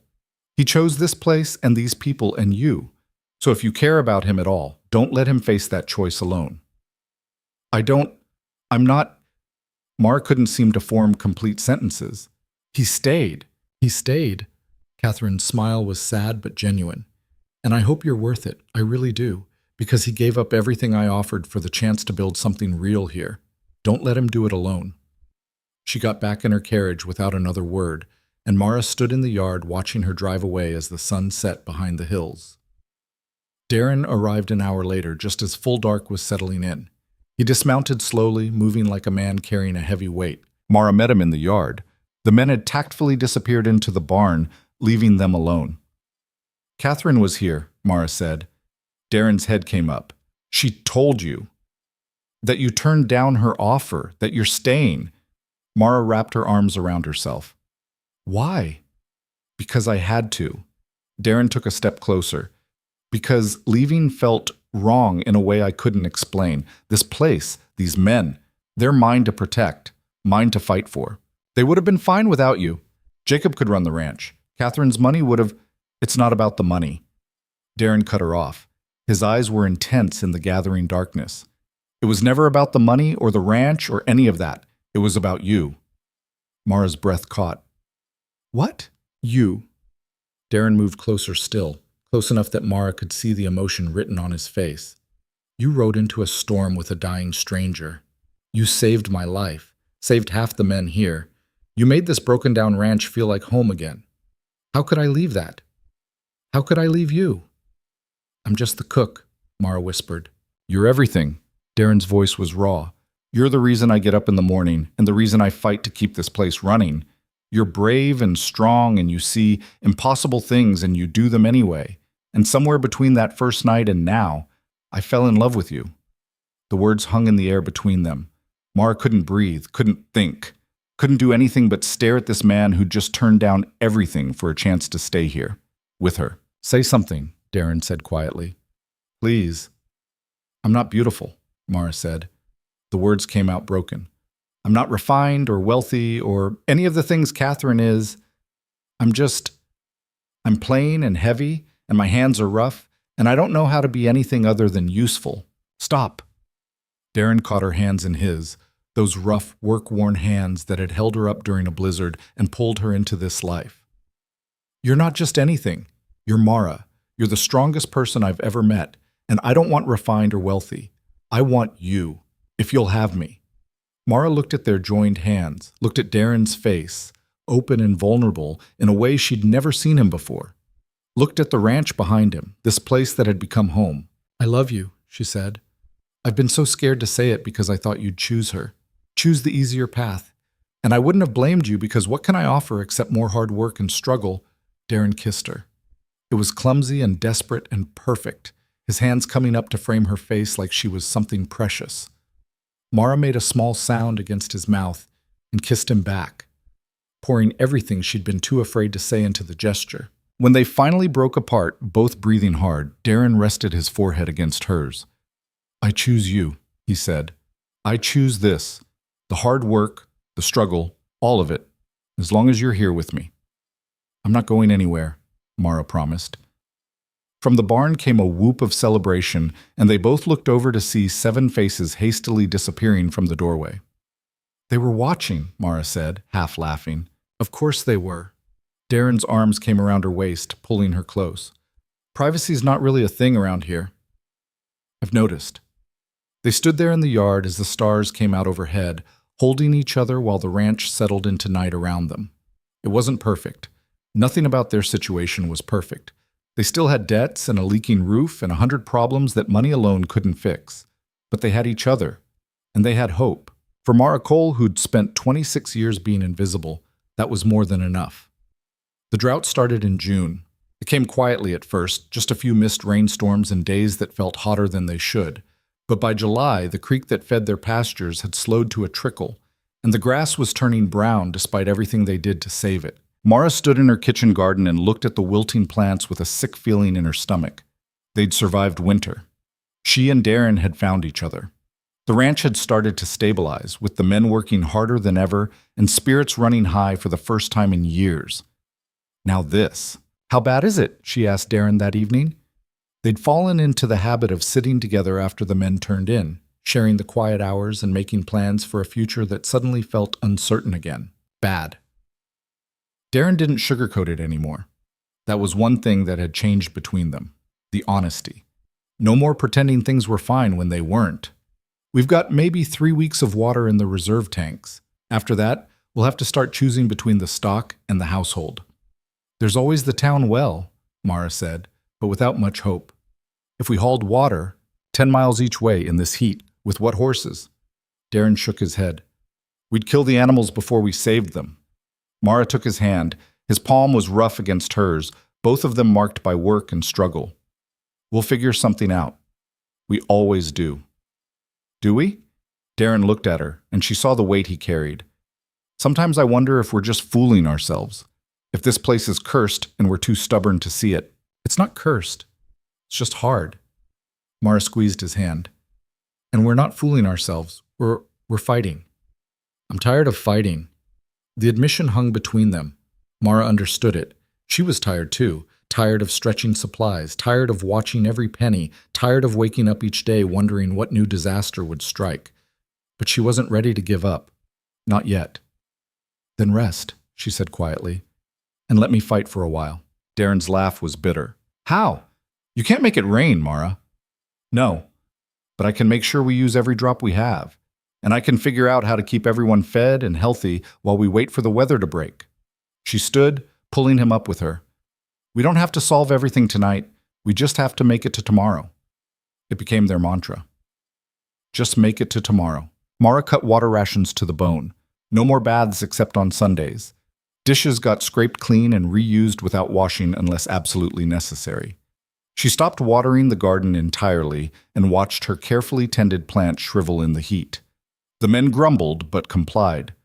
They'd learned to trust her judgment, even when it meant discomfort. The real crisis came 3 weeks later, right on schedule. "The main tank's empty," Jacob reported. His face was grim. "We've got one left, maybe 4 days of water if we're careful." "And then?" Tommy asked. His young face was scared. "Then we start making hard choices." Darren looked around at the assembled men. "We can't save all the stock. We'll have to sell off most of them while they're still healthy enough to fetch a price. Keep maybe a dozen head and hope we can sustain them until the rains come." "If the rains come," Marcus muttered. "They'll come." This from Sam, surprisingly. The old man had been quiet since his injury, but now he spoke with conviction. "I've seen droughts before. They always break eventually." "Eventually might be too late," Ben said. The argument went in circles for an hour. Sell the stock now or wait and hope. Abandon the ranch or fight through. Every option was bad. Every choice came with consequences they couldn't afford. Finally, Mara spoke up. "What if we dug a new well?" Everyone turned to stare at her. "We've got one well," Jacob said slowly. "It's been dry for 2 months. What makes you think a new one would be different?" "The old well's on the east side, near the house, but Sam said the creek used to run stronger on the west side, before the drought. Maybe the water table's different over there." "That's a hell of a gamble," Darren said. "Digging a well takes weeks, hard work in this heat. And if we're wrong, we'll have wasted time and energy we can't spare." "And if we're right, we'll have water," Mara countered. "Enough to keep the stock alive and see us through until the rains come." "It's a long shot," Jacob said, but she could see him considering it. "We'd need to find the right spot. Can't just dig anywhere and hope." "My grandfather was a dowser," Sam said suddenly. "Back in Kansas. Taught me some before he died.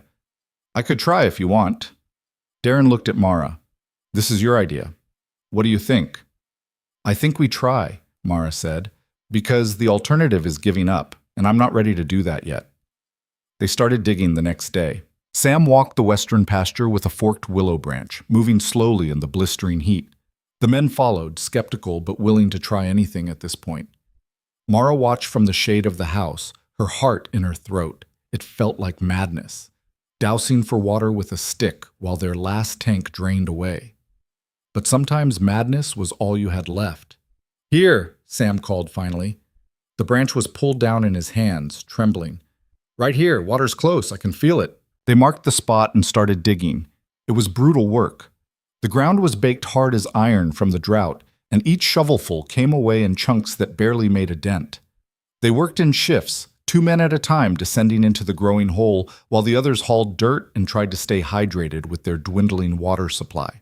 Mara brought them wet cloths to wrap around their necks and what little water she could spare. Watched them dig deeper, 6 feet, 8 feet, 10. No water, just more dry earth. "This isn't working," Marcus said on the 3rd day. He was caked in dirt and sweat, his hands bleeding from blisters. "We're wasting our time." "Keep digging," Darren said. He was down in the hole himself, stripped to the waist and covered in mud. "We're not stopping now. We're 15 feet down with nothing to show for it." "Then we go to 20, to 30 if we have to." Darren's voice was hard. "We made a choice. We see it through." They hit water at 18 feet. It came as a trickle at first, seeping up through the bottom of the hole and turning the dry earth to mud. Then stronger, a steady flow that had the men whooping and cheering as they scrambled out of the hole to let it fill. Mara stood at the edge and watched clean, cold water rising in the darkness. She was crying and didn't care who saw. They'd done it. Against all odds, against every reasonable expectation, they'd found water. "You were right," Darren said, appearing at her side. He was filthy and exhausted and grinning wider than she'd ever seen. "You were right, and we made it." "We're not done yet," Mara said, but she was smiling too. "We still have to get it up to the surface, pipe it to the tanks. Details." Darren swept her up in a muddy embrace that made her laugh. "We'll handle the details. Right now, we celebrate." They celebrated with water, clear, cold water drawn up from the new well in buckets, and poured into cups that got passed around until everyone had drunk their fill. It tasted like victory. But the drought wasn't done with them yet. The fire started on a Tuesday in late August. Mara was in the kitchen when she smelled smoke. Not cooking smoke, something bigger, wronger. She ran outside to see flames racing across the western pasture, driven by winds that had picked up out of nowhere. "Fire!" she screamed. "Fire in the west pasture!" The men came running. They'd prepared for this, had talked through what to do if fire came, but talking and doing were two different things. "The stock!" Ben shouted. "We have to get the cattle out." "No time," Jacob yelled back. "We need to create a fire break before it reaches the barn." They split up. Half the men ran to drive the cattle east, away from the flames. The rest grabbed shovels and started digging a trench between the fire and the buildings, throwing up dirt to create a barrier the flames couldn't cross. Mara ran for the well. They'd need water, buckets of it, to wet down the barn roof and keep the sparks from catching. She hauled bucket after bucket, her arms screaming, her lungs burning from the smoke that was getting thicker by the minute. The fire was massive. It had started small, probably from a lightning strike they'd never noticed, but the dry grass went up like kindling. The wall of flame moved fast, eating everything in its path. "It's not going to hold," Marcus shouted. He was digging furiously, but the fire was outpacing them. "We need to fall back." "No!" Darren's voice cut through the chaos. "We hold this line. If the barn goes, we lose everything." They dug faster. Mara ran back and forth with water, pouring it on the barn roof, on the men when they got too close to the heat. The smoke was choking now, making it hard to see, hard to breathe. The fire hit their fire break like a living thing testing a barrier. The flames licked at the dirt wall, searching for weakness. Found it where the ground was still dry and tried to push through. "Water!" Darren yelled. "We need more water!" Mara was already moving, but her bucket was empty. She ran for the well, hauled up another full bucket, and ran back.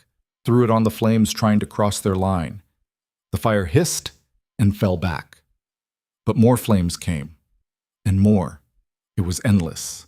"We're not going to make it," Charlie said. He was coughing, his face black with soot. "There's too much." The wind shifted. It came sudden and strong from the east, pushing back against the fire. The flames that had been racing toward them hesitated, confused by the change in direction. Then they began to retreat, driven back by the wind that was now working against them instead of feeding them. "Keep digging," Jacob ordered. "Don't let up." They worked through the night, long after the main fire had burned itself out against the firebreak in the shifting wind. They stayed there, watching for embers, pouring water on any spark that tried to reignite. By dawn, it was over. Mara sat in the dirt and looked at what they'd saved. The barn stood, smoke-stained but intact. The house was untouched. The new well kept pumping clean water like a gift they didn't deserve but had somehow received anyway. But the western pasture was gone. Burned to ash, black and dead as far as she could see. They'd lost maybe a third of their grazing land and half a dozen head of cattle that hadn't made it out in time. "Could have been worse," Ben said. He was sitting beside her, too exhausted to stand. "Could have lost everything." "Could have been better too," Mara said. "Yeah, but we're still here. That counts for something." It did. It counted for everything, really. They were still here, still fighting, still refusing to quit despite everything the land threw at them. Darren found her an hour later, asleep sitting up with her back against the barn wall. He sat down beside her without speaking, and she woke to find his arm around her shoulders. "The men are asking when breakfast is," he said quietly. Mara laughed, came out hoarse from the smoke. They would be. Traditions matter, especially now. Now especially, Mara agreed. She let herself lean against him for one more moment, drawing strength from his solidity. Then she stood. "I should get started." "Mara," Darren caught her hand. "Thank you for fighting, for not giving up on this place." "I'm not fighting for the place," Mara said. "I'm fighting for what it represents, for the life we're building here. That's worth any amount of drought, or fire, or disaster." She went inside and made breakfast from their dwindling supplies. The men ate without complaint, too tired to care that it was thin soup and hard bread. They ate, and then they slept, and when they woke they went back to work. Because that's what they did. They kept going. The rains came in September, not a gentle shower but a deluge, water falling from the sky in sheets that turned the burned pasture to mud and filled their tanks to overflowing. The men stood in it, Faces turned up to the sky, letting it wash away weeks of dirt and smoke and fear. Mara watched from the porch, her hand resting on the slight swell of her belly that she hadn't told anyone about yet. Not even Darren. She was 3 months along, carrying the future inside her, while the land finally gave them the rain they needed to survive. The timing felt right, like something had shifted, some cosmic balance that said they'd suffered enough and earned their reprieve. She was wrong, of course. Life didn't work that way. There would be more struggles ahead, more disasters and setbacks, and moments when giving up seemed like the only sane choice. But they would face them together. That evening, after the rain had slowed to a steady drumbeat on the roof, Mara told Darren about the baby. They were in their room. The cook's quarters had become their room after a quiet ceremony in town where they'd stood before a justice and promised forever. It was cramped and plain, but it was theirs. "I'm pregnant," she said. Just like that, no preamble. Darren froze. "What?" "3 months. I wasn't sure at first with everything happening, but now I am." He sat down hard on the bed, his face cycling through about 6 different emotions before landing on something that looked like wonder. "We're having a baby." "We are." In the middle of all this, the drought, the fire, Life doesn't wait for things to be perfect, Mara said. She sat beside him. "And I'm not sorry. Are you?" "No." Darren's hand found her belly, resting there with careful reverence. "No, I'm not sorry. I'm terrified, but not sorry." "Good, because terrified I can work with." They told the men the next morning, and the reaction was immediate and loud. Tommy whooped and declared he'd be the best uncle. Ben got suspiciously emotional and had to turn away. Even Marcus cracked a genuine smile and offered awkward congratulations. "A baby on the ranch," Sam said, shaking his head. "Been a long time since these walls heard that kind of noise." "Better get used to it," Jacob said, but he was smiling too. The seasons turned. Fall brought work, harvesting what they could from the burned land, preparing for winter, making repairs that couldn't wait. Mara's belly grew, and the men treated her like she was made of glass until she threatened to brain the next person who tried to lift something for her. "I'm pregnant, not dying," she said, after Tommy tried to carry a basket that weighed maybe 5 pounds. "I can still work."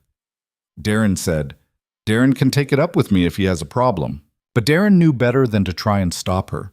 He just made sure someone was always nearby in case she needed help, which Mara pretended to be annoyed by and secretly appreciated. Winter came mild that year, as if the land was apologizing for the brutal summer.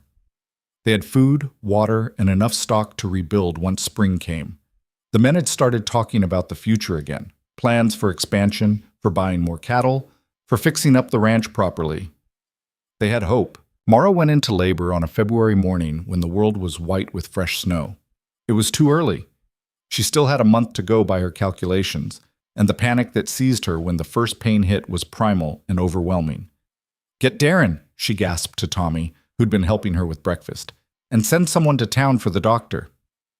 "The road snowed in," Tommy said, his face white. "We can't get through until it clears." "Then we do this ourselves." Mara gripped the table as another contraction hit. "Get the others, now." The men assembled with the controlled panic of people who'd dealt with emergencies but never one quite like this. Jacob took charge, organizing them like a military operation. Ben and Sam set up the bed with clean sheets. Marcus boiled water. Pete and Charlie hovered uselessly until Jacob put them on door duty to keep everyone else out. And Darren held Mara's hand while she labored through the longest day of her life.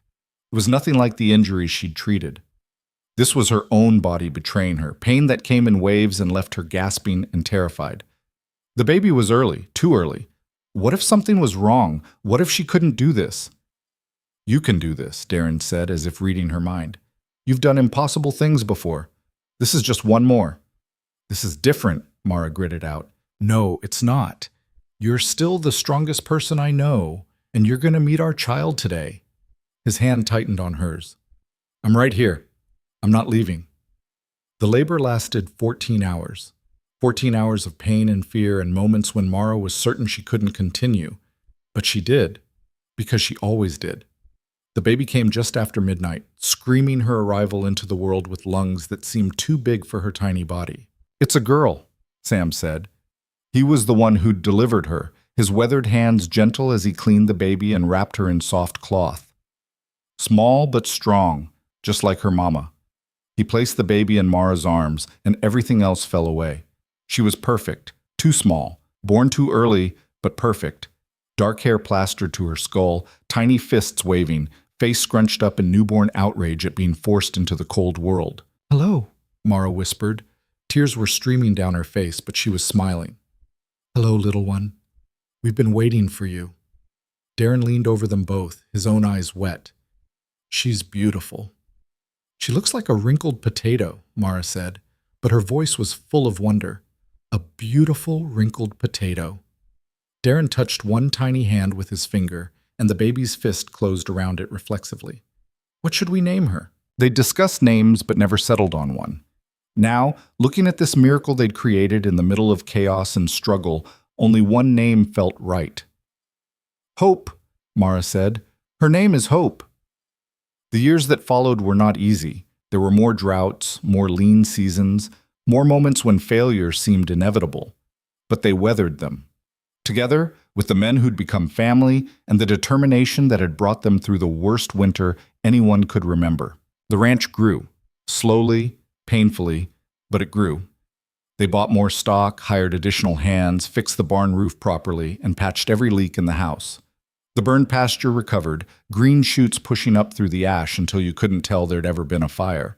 Hope grew too, into a toddler who ran wild through the ranch with 7 rough men wrapped around her tiny finger, into a child who learned to ride before she could read, who helped her mother in the kitchen and followed her father around the pastures asking endless questions.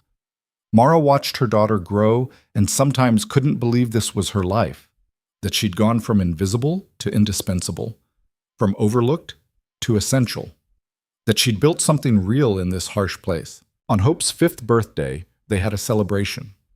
Nothing fancy, just cake made from Mara's carefully hoarded sugar and presents the men had carved or sewn, but it was perfect.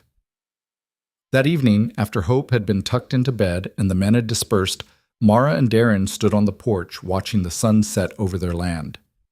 "Do you ever think about that night?" Darren asked. "When I crashed into your alley, bleeding and desperate?" "Sometimes," Mara admitted. "I think about how close I came to saying no, to playing it safe and staying invisible." "I'm glad you didn't." "Me too." Mara leaned against him. "Though if you told me then what the next few years would hold, I might have run the other direction." Darren laughed. "Fair enough, it hasn't exactly been easy." "No, but it's been worth it." Mara looked at the ranch, her ranch, their ranch, at the buildings standing strong, the fences mended, the land recovering from every disaster nature had thrown at it. "We built something here. Something that lasts." "We did." Darren's arm came around her shoulders. "And we're not done yet." They weren't. There would be more struggles ahead, more seasons of plenty and scarcity, more moments of joy and terror. But they would face them together, the way they'd faced everything else. Because that was the truth Mara had learned in this harsh place. Strength wasn't about being perfect or never struggling. It was about getting up every time you got knocked down, about choosing to fight even when giving up seemed easier, about building something worth keeping and refusing to let it go without a battle. She'd spent 26 years being invisible, being nothing, being overlooked and underestimated. And then she'd ridden into a blizzard with a stranger and discovered who she really was. Not invisible, not weak, not any of the things she'd believed about herself for so long. She was Mara Hale, wife, mother, healer, cook, and the backbone of a ranch that had survived everything the world could throw at it. She was essential, she was seen, she was home. And in the harshest land imaginable, surrounded by hard men and endless work and a future that promised more struggle than ease, Mara had found something she'd never expected. She'd found herself. Years later, when Hope was grown with children of her own, she would ask her mother about those early days, about what it had been like to leave everything behind and build a life from nothing.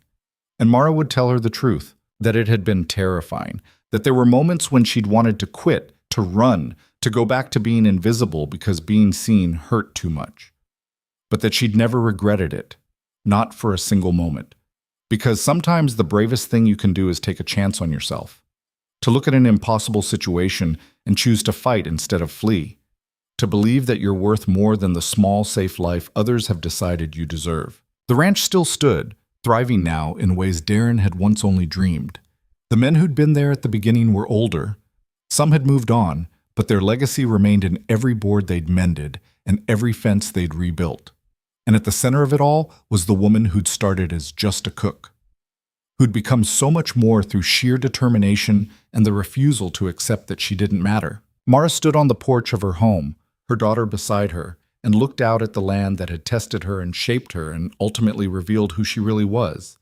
She'd been invisible once, but she would never be invisible again, and that, she thought, was worth every moment of struggle it had taken to get here. The sun set over the ranch, painting the sky in shades of gold and red. Somewhere in the barn, horses whinnied. In the house behind her, Darren was telling his grandchildren stories about the early days, making them laugh with tales that seemed impossible but were all true. Mara smiled and breathed in the evening air. It smelled like home, like hard work and survival and the life she'd built with her own scarred, capable hands. This was her place, her story, her truth. And it was enough, more than enough. It was everything.